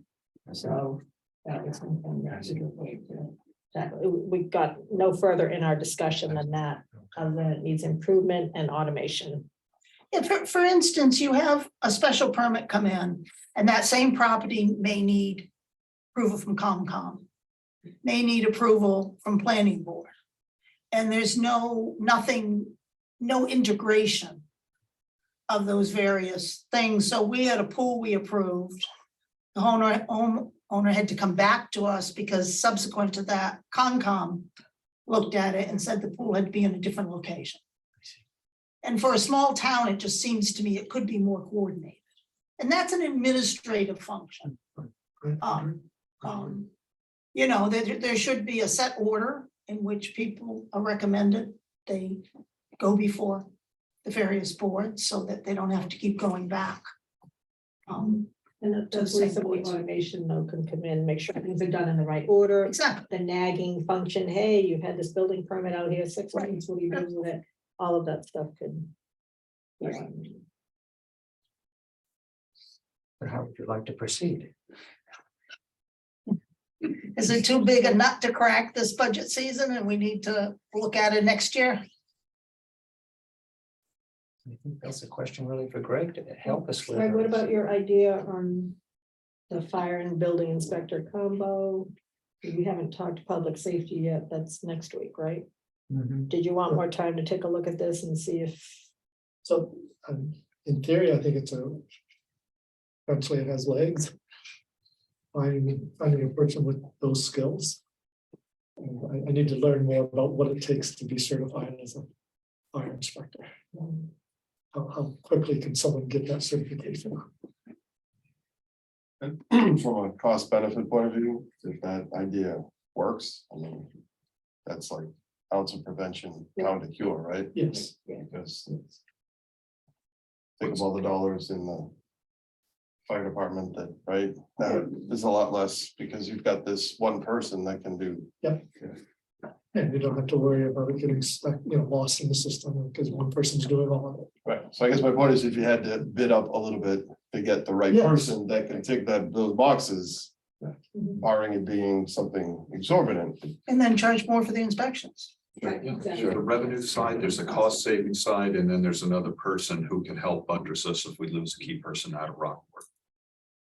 Would it help if we It just sounds waited a like few weeks three here and let this evolve a bit? What do you want to do, Greg? So. We'll put a hold on this. I'm not convinced we'll have all the answers in a Okay. couple weeks, but. Probably have more than we have. We'll have one, we have to. Okay. We have to. Do you know, Greg, and if you don't, it's fine, but at a super high 30,000 foot level. For an individual to be able to do these kind of. Fire inspections, like. Do they need to be like a trained, firefighter, or is it more just the person that knows how a CO2 system connects to the. Hardwire and, So you know what I'm saying? there's separate certification for fire inspector. Yeah. That's a separate training. Typically, it's in the firehouse. But for example, we only have one person in the firehouse who has that training, and that's part of our problem. Yeah. And trying to get others to be interested in taking that training has been challenging.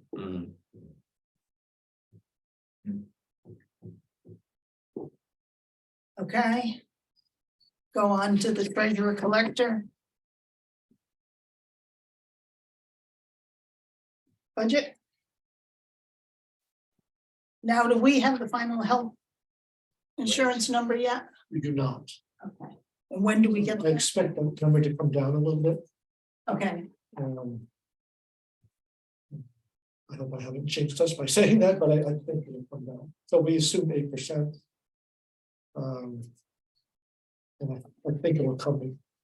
I think it'll be closer to 5, but if not a little lower. Can we drop it some? So yeah, what will that 1435 turn into? Even at 6? So it increases. We've been at 1.4 for the past 2 years. One percent is 14 grand, so times 3 is 42. The other variable is what we do with public safety staffing. Oh, I see. So if we're adding more people, then this. This number is probably closer to reality. Right, so we may have just eaten up any savings we might realize with a lower Okay. increase. No, that's an important. I point. get that. But let's say for this year though, what, Well, but we're saying if we add public safety, no, I get it, but just before we get there, I'm just curious, how does the 1329 look, so to speak? More than we need.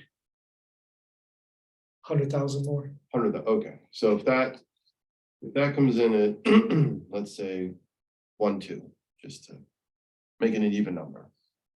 Right? And then if you took 1.2 and increased it 8%, can't do that.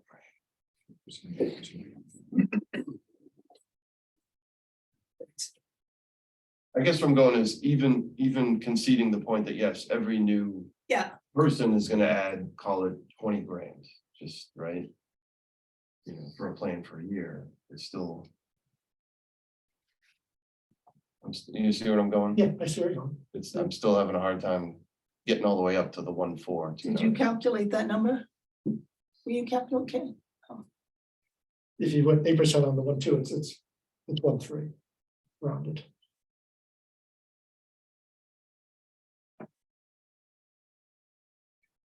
About 100,000.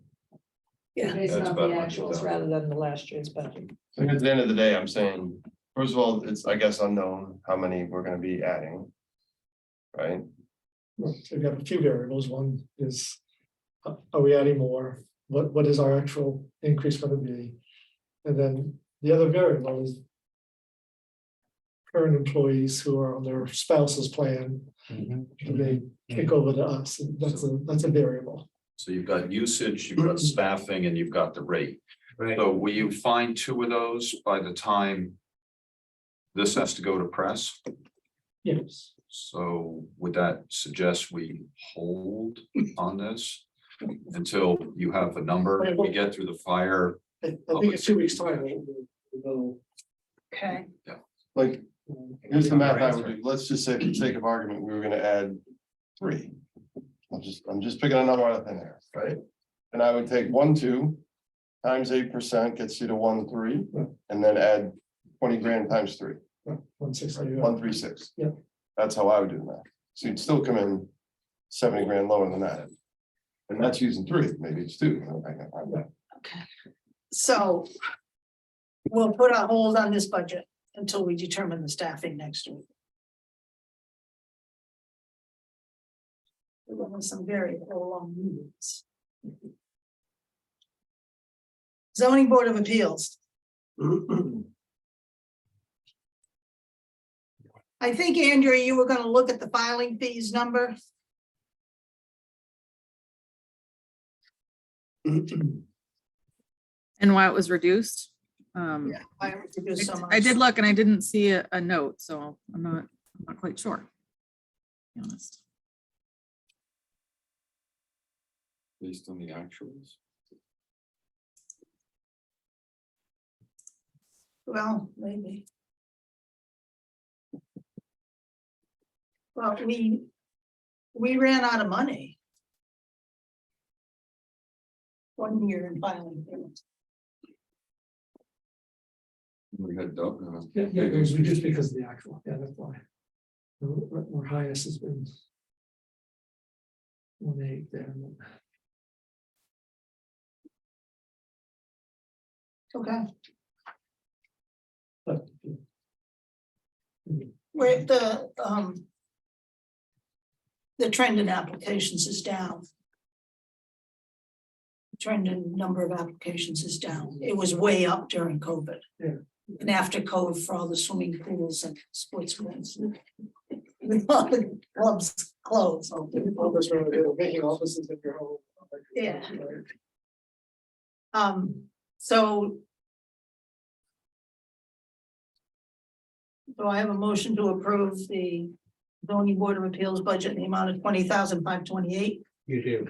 Peter moves, Mike seconds. Take a vote. Dean, Yes. Peter, Yes. Maury, Yes. Tom, Yes. Mike, Yes. Andy. Yes. Sarah says yes. Next is planning department.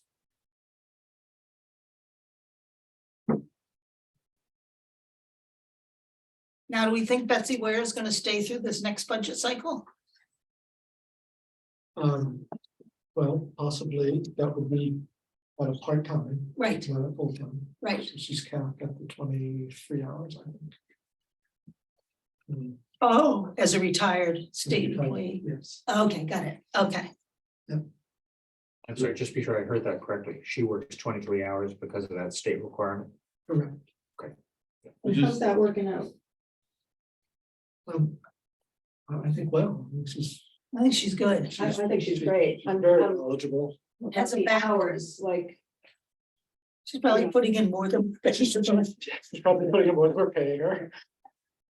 You know, she hasn't complained about that yet. So, you know, we're in our 3 months now, so it's time to sort of check in and how things are going. And it would be good to circle back with the planning board to see what their thoughts are and what, you know, how they're feeling about what their needs are, and are they being met? So just for a high level recap for me, we had a full-time town planner. She left. Right. And replaced by a 23 per hour part-time. But all that dollars and cents rolls into that line there. Yes, so That's a full-time salary. Okay, thank you. Plus- Answer my question. plus the clerk hours. Okay. Now confused. How did we, So the budget, this budget has not been reduced to reflect the fact that we have a part-time thank you. Right. interim town plan. That's not as much as. The previous planner split her time with the Manchester Housing Authority. Wasn't she a 50-50? No, it was She had 30 1 to hours. 1.5 hours per week. Oh, that. Oh, okay. So this Board of Housing Trust was paying up to 10 hours a week. I see. Right. And it was much less than that. Right. Yeah.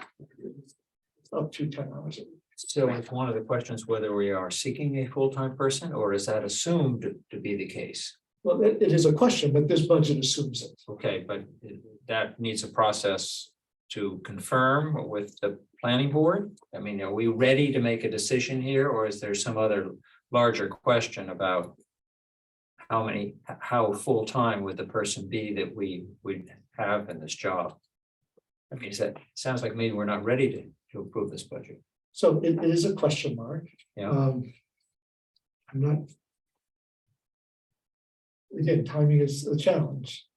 Understand, but the planning board probably has a view on this. I mean, I'm hearing very Yeah, positive but things. this is a town employee. It's not an employee of the planning board. Oh, I understand that. I understand it, but we have something here where someone's working 23 hours. It sounds like very successfully. And I just wondered if it was going to be full-time again. Yeah, like why break some, sorry, why fix something if it ain't broke? Yeah. Right? Well, so we're not. So we're not doing that. So she's not providing support to the Board of Housing. Yeah. And a few other committees, Open Space Committee, I see. plan provided support for. So there are things that have been cut back. Nice. Yeah, we're getting by. Okay. The other factor that's in play is that our conservation agent will be retiring next fall. I see. So that'll be another opening. And And again, I have a thought that could those two positions be? Here we go. We just got the window. Understand. So that's, again, things ebb and flow, right? Both of those departments have busier times than others, and, you move your time accordingly, there's one person, right, because that flexibility. If we go that route, I would also want to do a full-time admin person. In order to make that work. Which would help in some of the other discussion we just finished. And, I see. so I could see. see a reorganization here of land use, building inspections, Yes. working together. We're not quite there yet for the final plan, but we're getting closer. So how to deal with it in terms of this budget cycle? But why is this number so much higher than the 2022 actual? I thought that like the 2023 was assuming that Sue Brown worked 40 hours, but she never did because she didn't do the 10 hours a week for the Affordable Housing Trust. But the actual for 2022 was only 84,000 and we're up to 104. So again, that actual is a reflection of much fewer hours for the trust. Right. But there's no hours being given to the trust now, so why are we at the 104? No, that assumes 10 hours still. But that's like extremely theoretical, given what's actually happening right now, right? So again, this proposed budget assumes status quo in terms of personnel hours dedicated. It assumes 30-hour planner and 10-hour a week for affordable housing. Plus the That's- hours of But employment. you're saying that's not actually what's happening right now, and it wasn't even happening Before, before. right? So I'm confused. Next, So we also that's money. Go ahead, Andrew. Andrea? I just want to mention, so we do budget the 10 hours per week for the Affordable Housing Trust, but also on the flip side, we budget 10 hours per week in the revenue side from MAHT. So whatever we end up using, we bill MAHT, so it ends up being net, like we're not raising more or anything like that. We're assuming that we're getting all of that revenue from the Affordable Housing Trust, whether they use all those hours or not. So So like whatever we pay, they give us back. Up to 10 hours a week. First true, in the sense that right now, no one is doing the 10 hours, So there's so no therefore revenue. we're not collecting. Correct. Okay. So we're spending less and we're Yeah. taking it.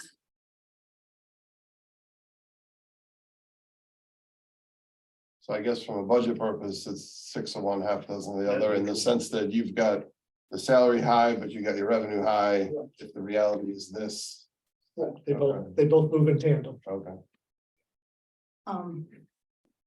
Would this be revisited if we end up with more public safety people? I mean, where are we gonna get the money from? So public safety. Yeah.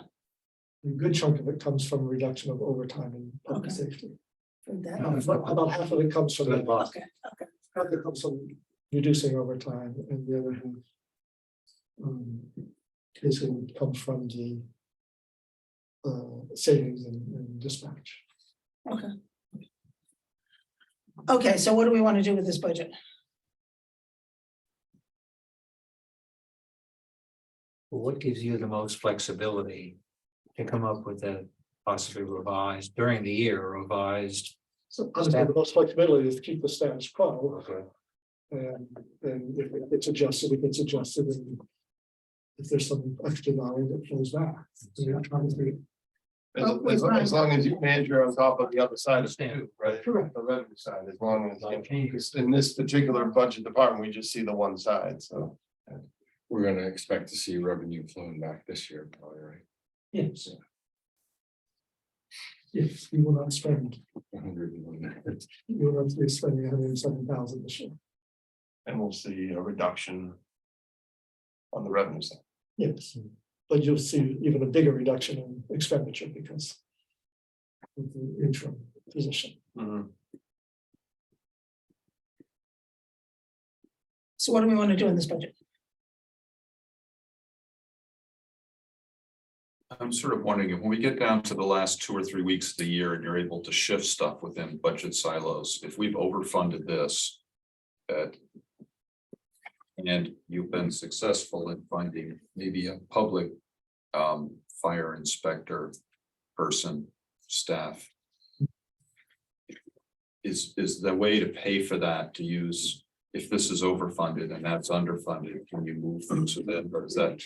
Yes. So is that timing even remotely possible to line up, or is that too aggressive? It's possible. I mean, I think we'll know pretty early on in the fiscal year. Right. Where we're headed with all this. Mhm. So yes, that's. Possibility to make it work. So just, I gotta scope whatever, for the current year, where's that number gonna come in? Rough, not to the penny. Andrea, do you know where the planning salaries coming in current year? At 101,153 is actually gonna come in around, Let me see where it is right now. So it's a little skewed because the first part of the year we were spending Yeah, at the full rate, but. okay, then um, you know the question I want, so Right. the date is there. So through the end of January, we're at 54% expended for planning board salaries. It's pretty online. It's slowed down Mhm. in this. In the first quarter, it was 100%. right. And then, So it'll probably end up at like 80% if you kind of roll the 2/3, 1/3, 75, 3/4, 1/4.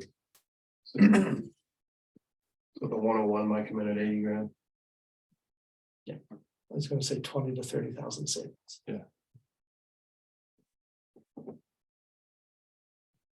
Well, or similar to 2022.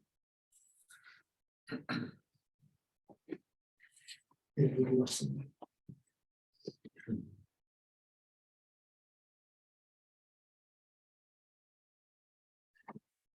There's mud, huh? No, I'm just thinking, like, I get what you're saying about both high, both low, they offset, but it just seems like if we know it's actually gonna be 80, then let's use 80 and 80. In other words, you know, if the current fiscal year is gonna come in at 80, use 80 for the next year and then lower the revenue side if that's what you need to do to make it all kind of high.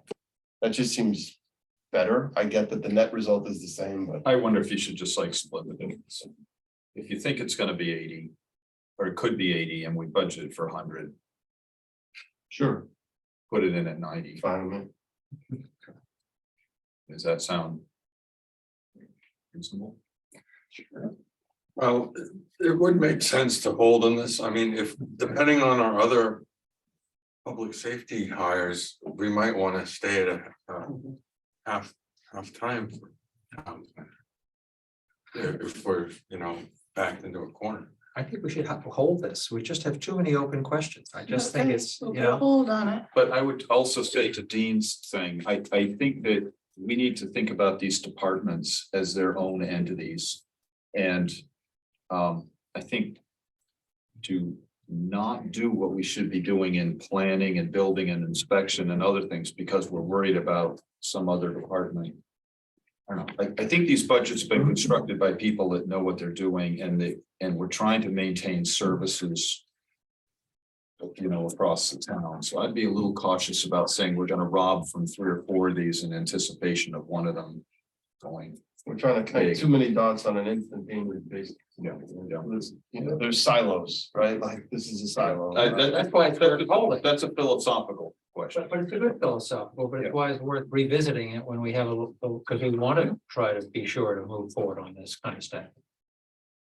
Okay, So where are we going? Doesn't make it Yes. that easier. Historic District Commission, my page 135, 36.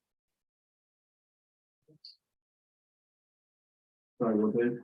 136. Any questions?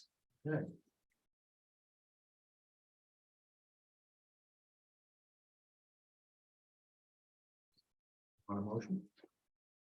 Yeah, do I have a motion to approve the historical district commission budget at $6,075? You do, this is Peter. Peter moves. Do I have a second? Second. Tom seconds. Take a vote. Dean, Yes.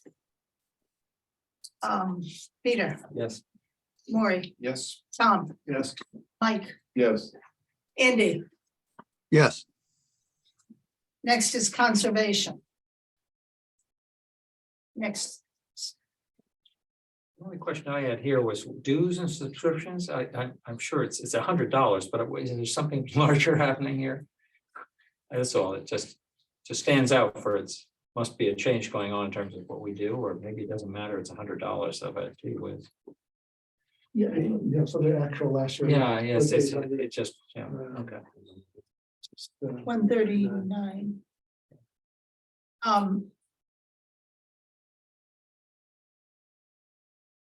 And so the salaries are in flux because she's retiring. Right. Motion. Is this an easy position to fill if you need to? And I'm sort of asking because Central Street's coming and a bunch of other things, and if you've got to retire happening. How do we do that stuff? You can say. No position is easy to fill right now. It just isn't. Yeah. It's a real struggle. So. Would you do part-time? She is part-time. Right? Yes, 27 hours. 27, 28 hours. And very busy. I think. Yeah. I'm sure it ebbs and flows, but.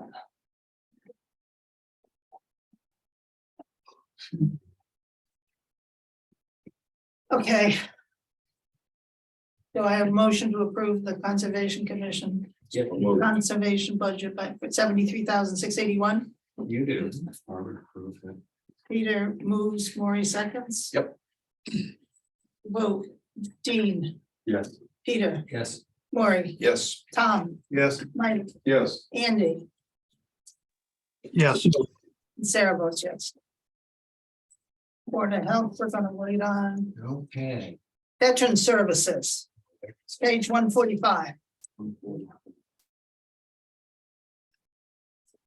And this, So this is contract with Gloucester, who provides services to a number of the towns.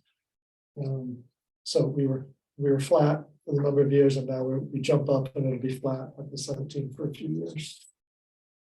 and is it working? It is, yes. And Adam does a good job. the actual veterans benefits, we actually get reimbursed from the state, is that right? 75%, 75%, Yeah. but just that row, not, just that row. yes. yeah, not, okay. And what are the veterans benefits? Who's qualified? Well, that's a very complicated question. Oh, okay, I do not have the details okay, to fine. answer that, but it's it's a vet, and there's all kinds of qualifications. Okay, That's why you need to be paying somebody that, my uncle did this, oh, okay, there's a whole, like, agreed, it's. Yeah, it's a, Yeah, it's a Rubik's cube. I'm talking a certain amount of service, Yeah. age, income. Yes. Yeah, All these factors. yeah. go ahead, Dean. Is there a justification why it's less than what we had actual in 2022? It's all. So this is a highly variable Yeah. it's- number. It's just an unknown number. It hasn't varied that much for us, but it is a highly unknown number. It just depends who's in town and who's qualifying. The top row is totally known, that's fixed. Yes, Yeah, that- that it's is what it it's is. that second number that could swing. Sure. And it is what it is. We have to pay whatever it is. And again, we're getting reimbursed And there's a 75% lag. state anyway. Seems So low. it has dropped down again. We had a spike. Okay. I'll make the motion. to approve the veteran service budget in the amount of 22,250? Yep. Do I have a second? Yes. Peter seconds. Vote, Dean, Peter, Yes. Maureen, Yes. Tom, Yes. Mike, Yes. Andy, Yes, Sarah votes yes. Council on Aging.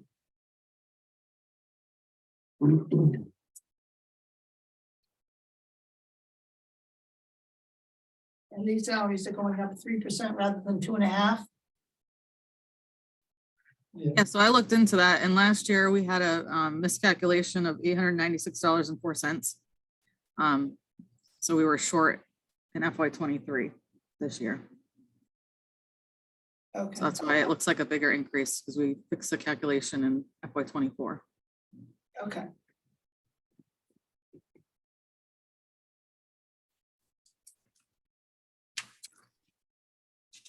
Anything else? I just took the auto van repairs. I mean, I can see the actuals there, but this is just because the volume of work the town has between COA and DPW and blah, blah, you know, even though we have a full-time mechanic on staff, the volume is just too much, so we gotta go third party. Yes, sometimes, and then just parts or inflation on parts. Parts. There's also some things that he can't do by himself. So I have to send them out. Yeah, some of the, we don't have the equipment to do some of the repairs. Mhm.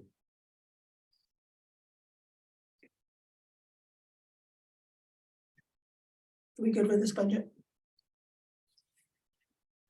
I have a motion to approve the council on aging in the amount of $206,628. So move. Maury moves. Do I have a second? I'll second. Dean seconds. Take a vote. Dean, Yes. Peter, Yes. Maury, Yes. Tom, Yes. Mike, Yes, Andy, yes. Sarah said yes. just one quick, problem. I was thinking, this on the gas, how do we buy gas? Gasoline. It's The for all of our vehicles. Gas station on Pine Street. So that's everybody, that's police, fire, DPW, COA. Used to have a tank, like the DPW ground. And then permitting it, they didn't think would not be permitted.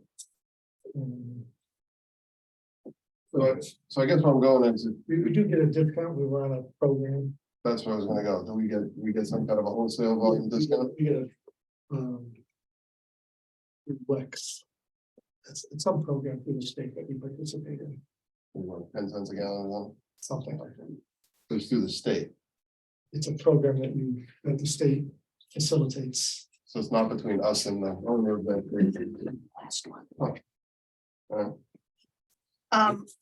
Non-appropriated expenses, page 180.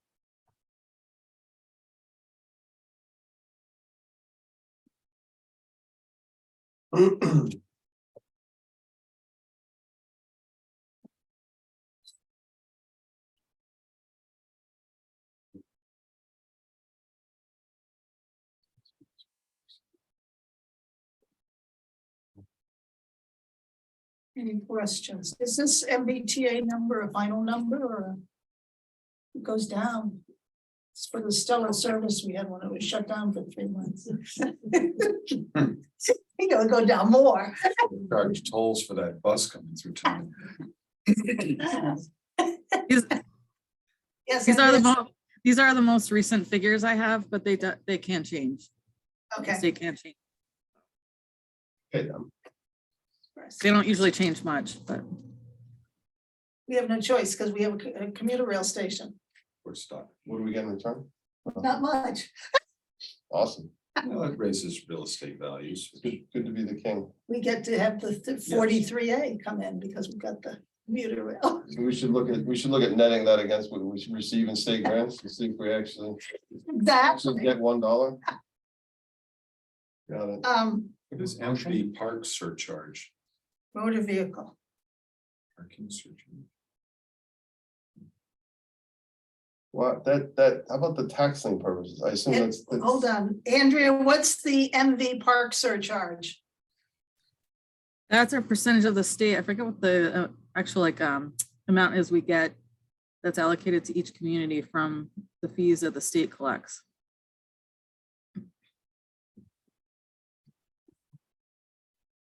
Okay, so the state charges us this.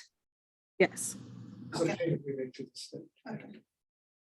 Yeah, we collect the motor vehicle and then we pay back a certain percent to the state. Okay, got it. The tax lien purposes, that's basically, I assume, a bad debt provision. For the expectation a certain number of property owners aren't gonna pay their taxes. Yeah, and it pays for the process to go through to, you know, do the collection for those. Sure, but I'm just looking at, I see 2 years of actuals.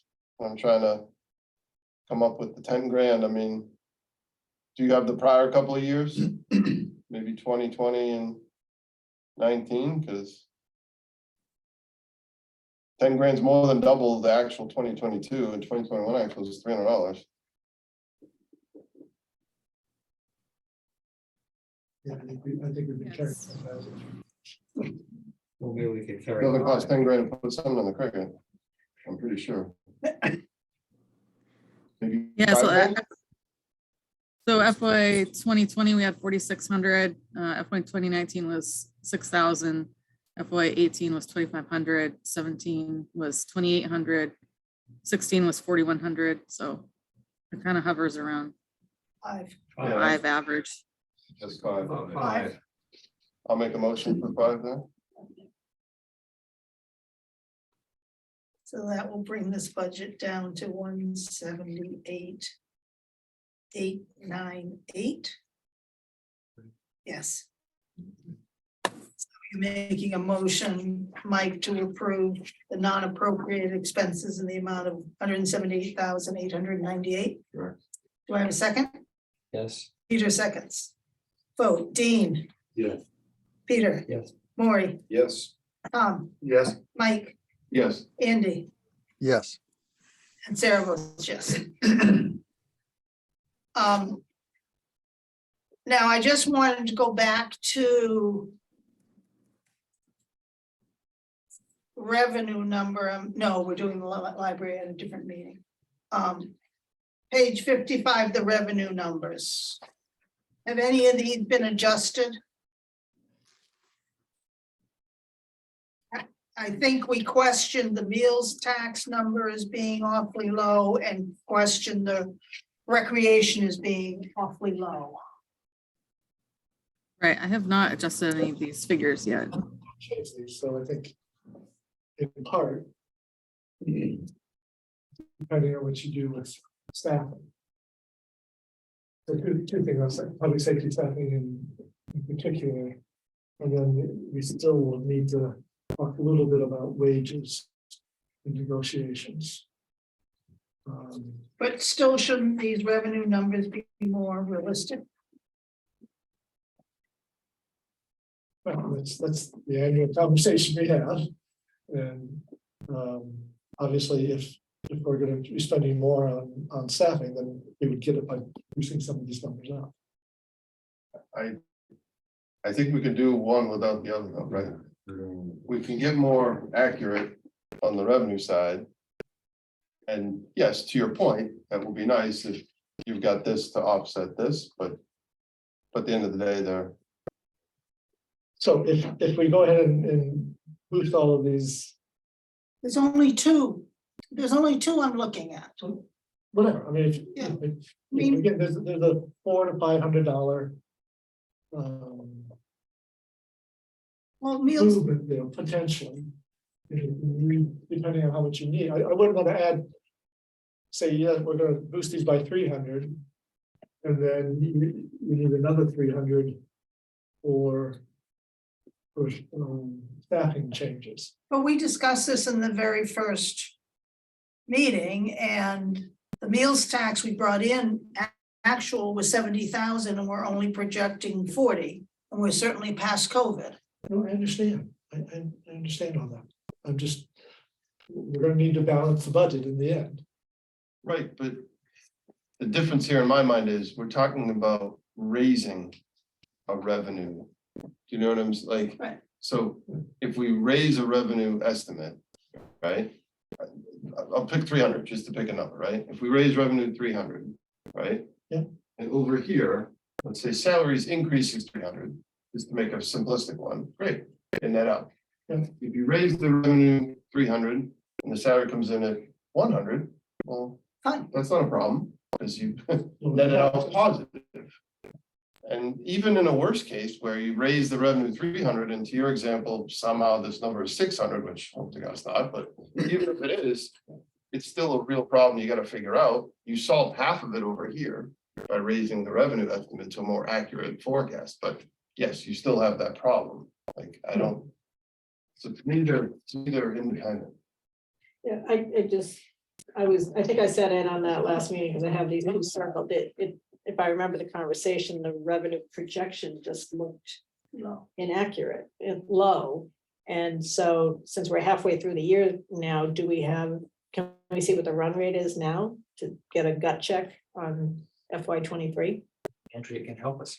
I think, yeah, I mean, I agree, and I think the discussion, Greg, is more, it's a negotiation between, us, right? Where, we might want to go to the full 3 million actual, but that's not the right answer, and you want the 255, so let's pick a number, right?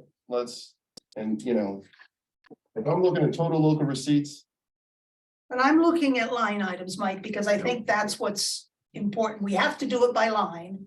agreed at the end of the day, but can't we look at the high level and then back into the other one? Well, I'm looking at the Parks and Rec where the actual was almost 300,000 in 2022 and we're budgeting 124,000. No, I get it. We're looking at the same thing, just I'm looking at the aggregate top level, you're looking at the bottom level add up. It's the same thing. You're just looking at a more detailed. And my question was, so where are we halfway through the year? Can we do a gut check? Can Andrea help us with that now, real time? The only issue there, I think, that Andrew can answer is it's because the Timing is. the excise taxes on the cars. Okay. I'm not sure. I don't know. Maybe they have gone out. Maybe we do know. I don't know. Andrea? They will be going out. I don't believe they've gone. I have to check that. They go out. in We've February. done multiple commitments, so I guess that I'll start now. my suggestion, if I can look at it at a high level, at least to start, I get your point, Sarah, that at the end of the day, we need to add up the subparts, but total local receipts. I think we should use a number of like 2.9. That's still 120 grand off prior year's actual, but. That just smells like a much more accurate number. And then I would, to your point, Sarah, I would leave it to Greg and Andrea, if we all agree on that, but they could put in the sub pieces, you know what I mean? Well, I guess why I'm pushing the sub pieces is because that's what we look at every year. And we're saying that if it's substantially less than actual, it should be increased. Yeah, no, we're saying the exact same thing. We're just, 6 versus half dozen.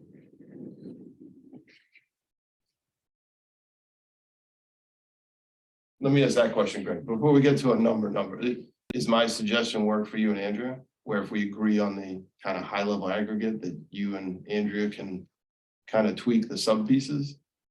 Yes. Yeah.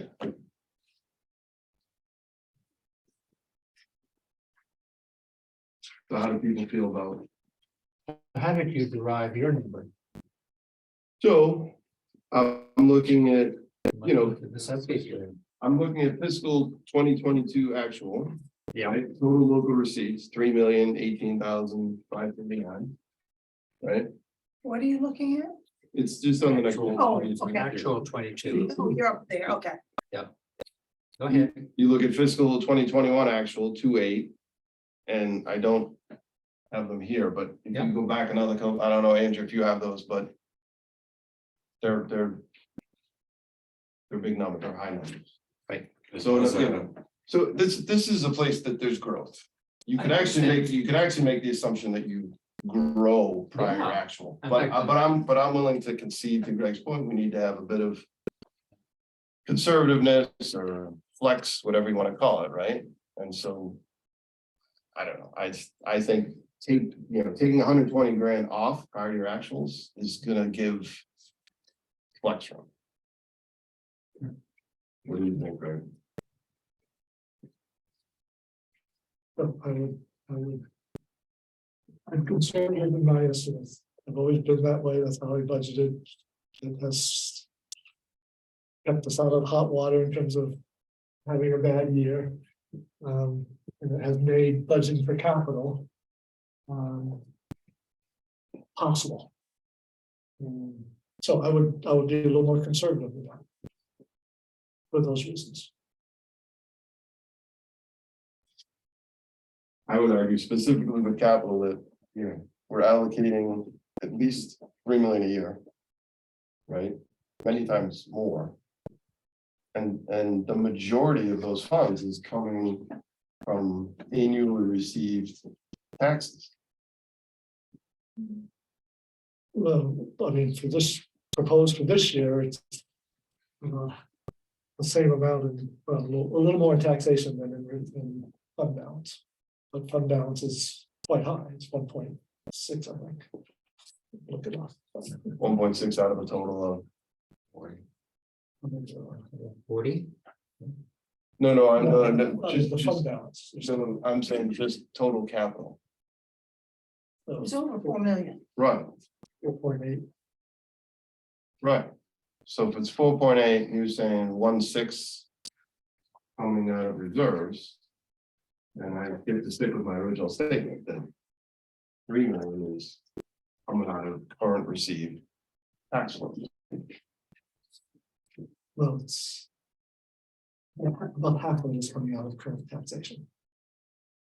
Others coming from water and sewer funds. Anyway, there's a lot of pieces. 2024, 1.9 million out of taxes. Andrew, do you- 0.7 million out of fund balance. Andrew, do you have those total local receipts, actuals for 2020 and 2019? I do. Just a second.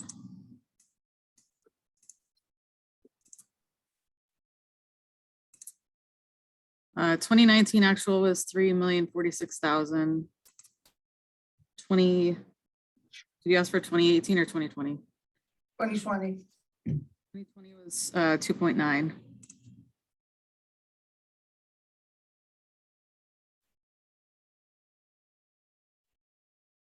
$285?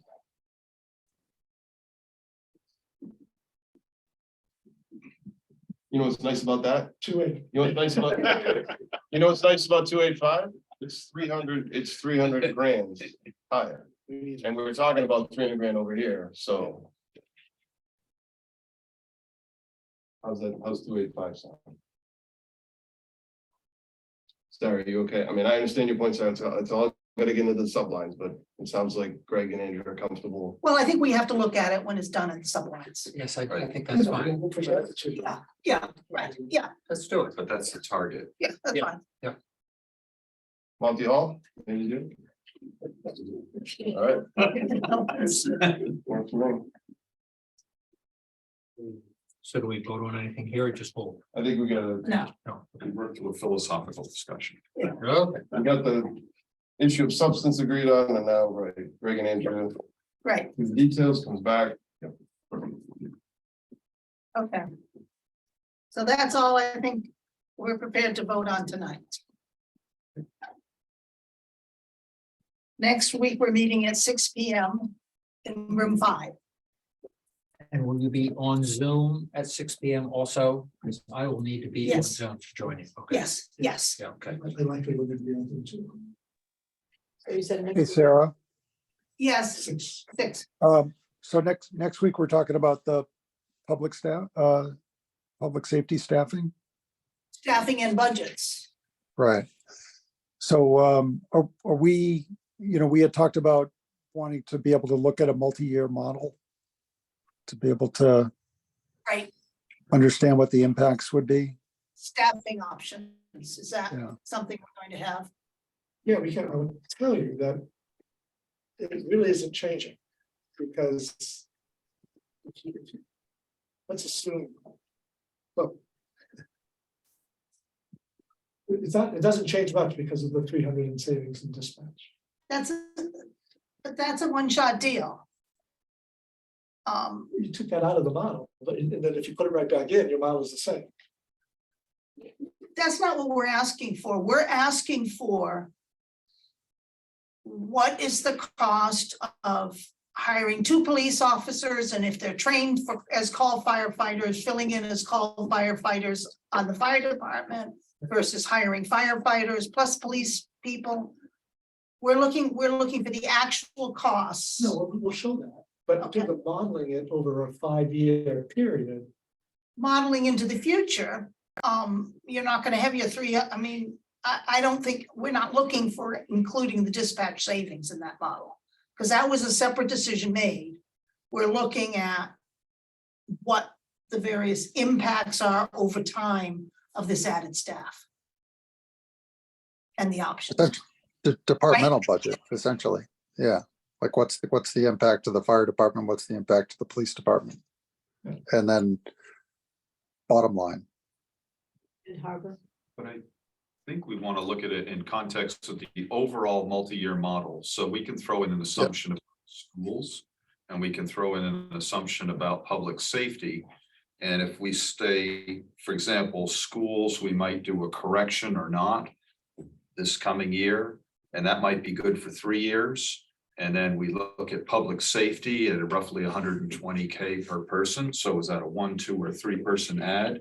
And what does that look like going out? I mean, I think the point here is if we go out to 24, 25, 26, what's this going to look like? I understand, and I understand that.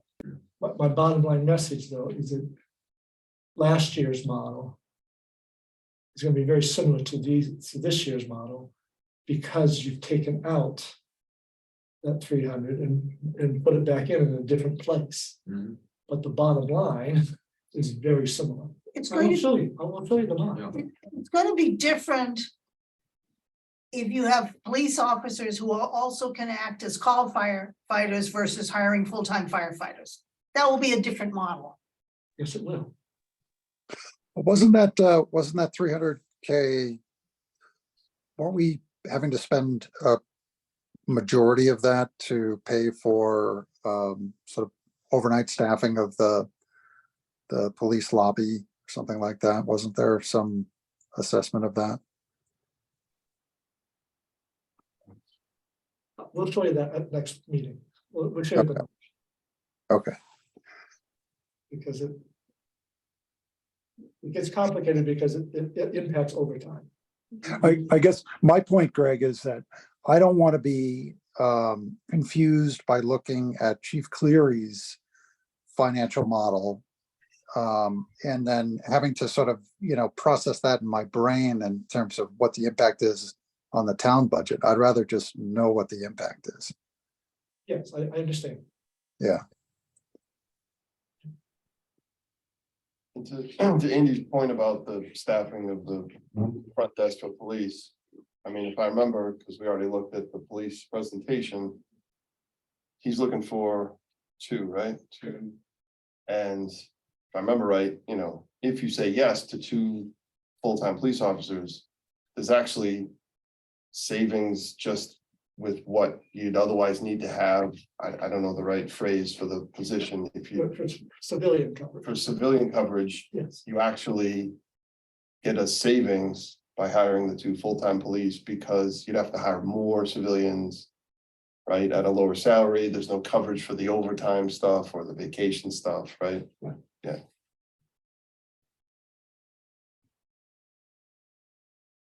Yes.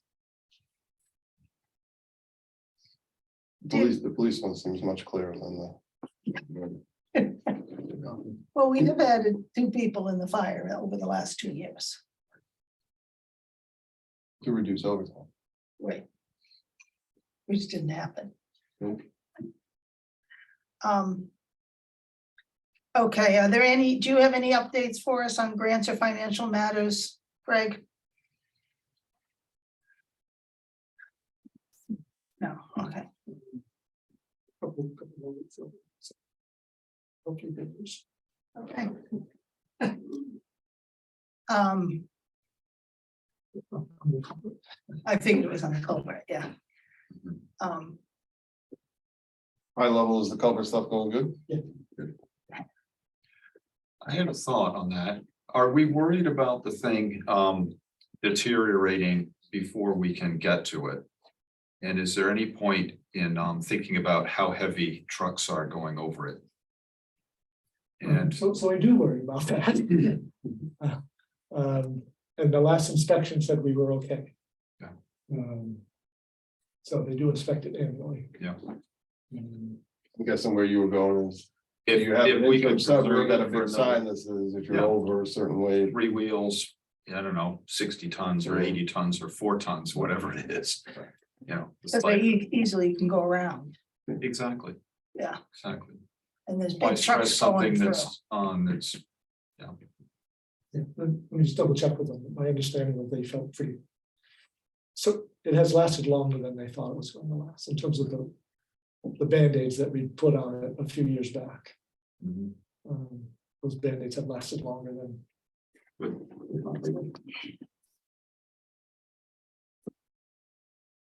Any updates from liaisons? I just had one, there's a collaboration meeting tomorrow. And I wanted to just ask if anybody in this group had any questions from Pam and Avi being in last week. One of the, I think they gave us different scenarios. Mhm. I don't know if anybody had any thoughts or preferences on any of those. I think it's all still school committee driven to a large degree by the town of Essex, but I mean, I think one of the things we talked about is doing a debt exclusion for the fields. That seems to make sense. I don't know where we're gonna come up with the money. Under the reinstatement stabilization, I don't see how we could afford that without an over.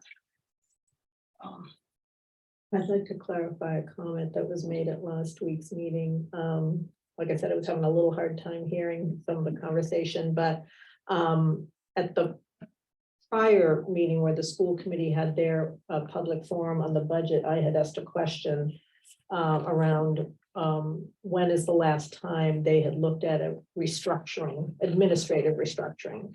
And I believe the answer was 2012. And then I'm sorry, you tried to someone made a comment about that at last week's FinCom meeting. And I think Ann attributed, The school understands the administration as being the principals.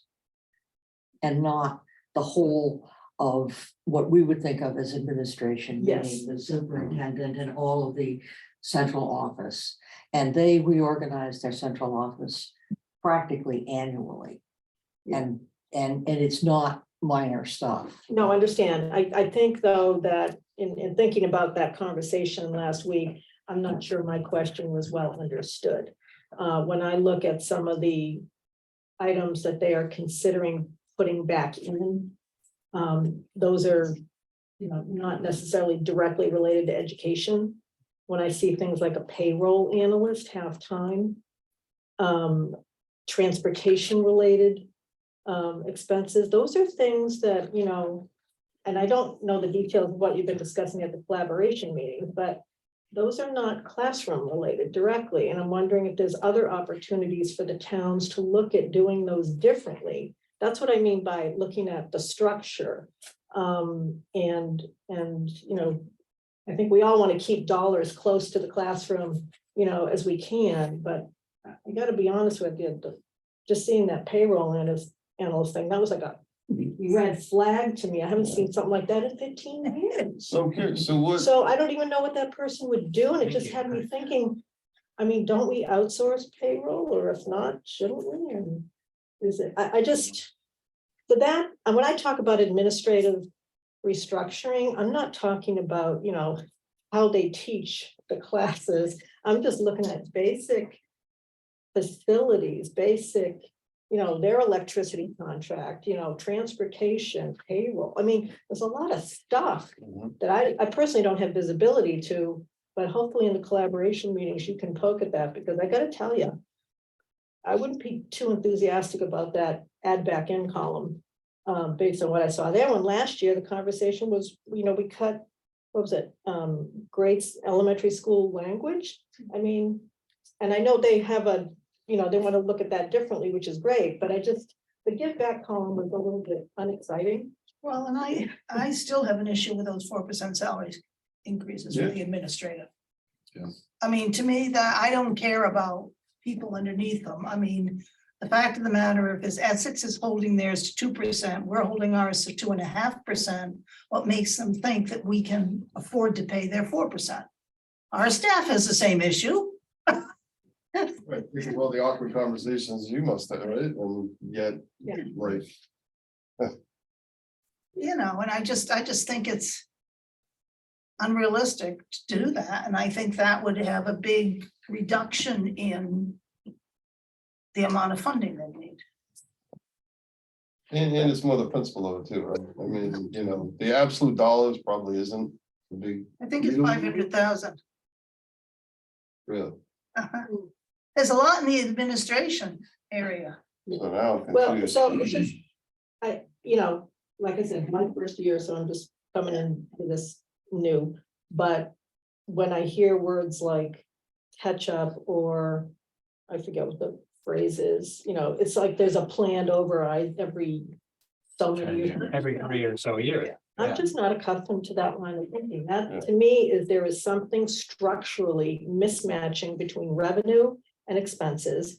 And are there opportunities to up the revenue? Are there things the town can do differently to share non-classroom educational related expenses so we can make the puzzle pieces fit a little better? Like I said, unfortunately, I have no answers, but I just saw a few red flags on the list. I think it's good to point these out. I will say that having looked at this for a bunch of years, running a school is very, very different than running a town. And there are a lot of costs and unfunded things that they have to do, and a lot of administrative stuff. And I will say I comfortably walk out of these collaboration meetings going, thank God I'm not in that business. And so that's one. Right. And how, is there any way that we can? So I think also part of it, and this may have been a traditional thing, and I think it's worked well, but it's probably worth considering, is that the school really runs their business. And the two towns run their business. And at the end of the day, the school really hands us two bills, one for operating and one for capital. And we vote yay or nay on those. And there's a school committee. And the school committee has a finance subcommittee that should be vetting these numbers, and hopefully they are. And so I think there's kind of like a process. That's not to say we're beholden to it, but it has worked. But I think the school district has been getting a lot of pushback, which is probably a healthy thing for everybody. Probably more from our partner town of Essex than we are, They're but doing heavy lifting this but- year, for sure. yeah, there's definitely things to look at here. So these are good notes and we'll bring them up. Do we have any minutes to review? So, Next week. See any Hello, next week. next. next week, okay, thank you. Anything else somebody would like to bring up? I'm just gonna throw one out more on the schools. I guess this is for you since you're the liaison, and I actually mentioned this to one of the school committee members that I'm friends with, but I figured the more I'll throw it out, the better. Yeah. So my dad was, he worked for NEA New Hampshire, so he worked for the union up there, and he was the one negotiating contracts, and so I talk with him about all this stuff now and then.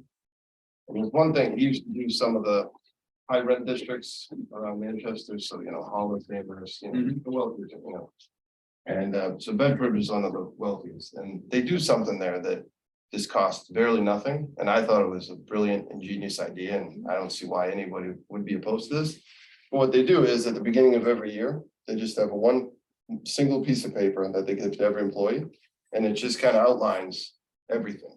So salary, benefits, the value of those benefits, the pension, the vet, right? Just so that everybody's kind of, Yeah. you know, on the same, and it costs Piece of paper. nothing. And does this go to employees or does this go to residents? Employees. Employees. yeah. Just to remind them of what they're getting. Total compensation. Total compensation. Companies do this all the time. They have a website and go to and see what Mhm. you're really getting. Make sure it's everything, right? So when you're talking that health plan, it's not the deduction they get per month, it's right, the total pension, Pension, and, right? yeah, You know, it's a nice reminder. doesn't hurt. Yeah, let's adjourn. Um, Okay, anything else? Do I have a motion to adjourn? Motion. Tom makes a motion to adjourn. Do I have a second? Second. Peter seconds. Take a vote. Dean, Yes. Peter, Yes. Maury, Yes. Tom, Yes. Mike, Yeah. Andy, Yes. and Sarah votes yes. Thank you. Earn long. It's common in the code. I got, we got it automated every year, we get the email.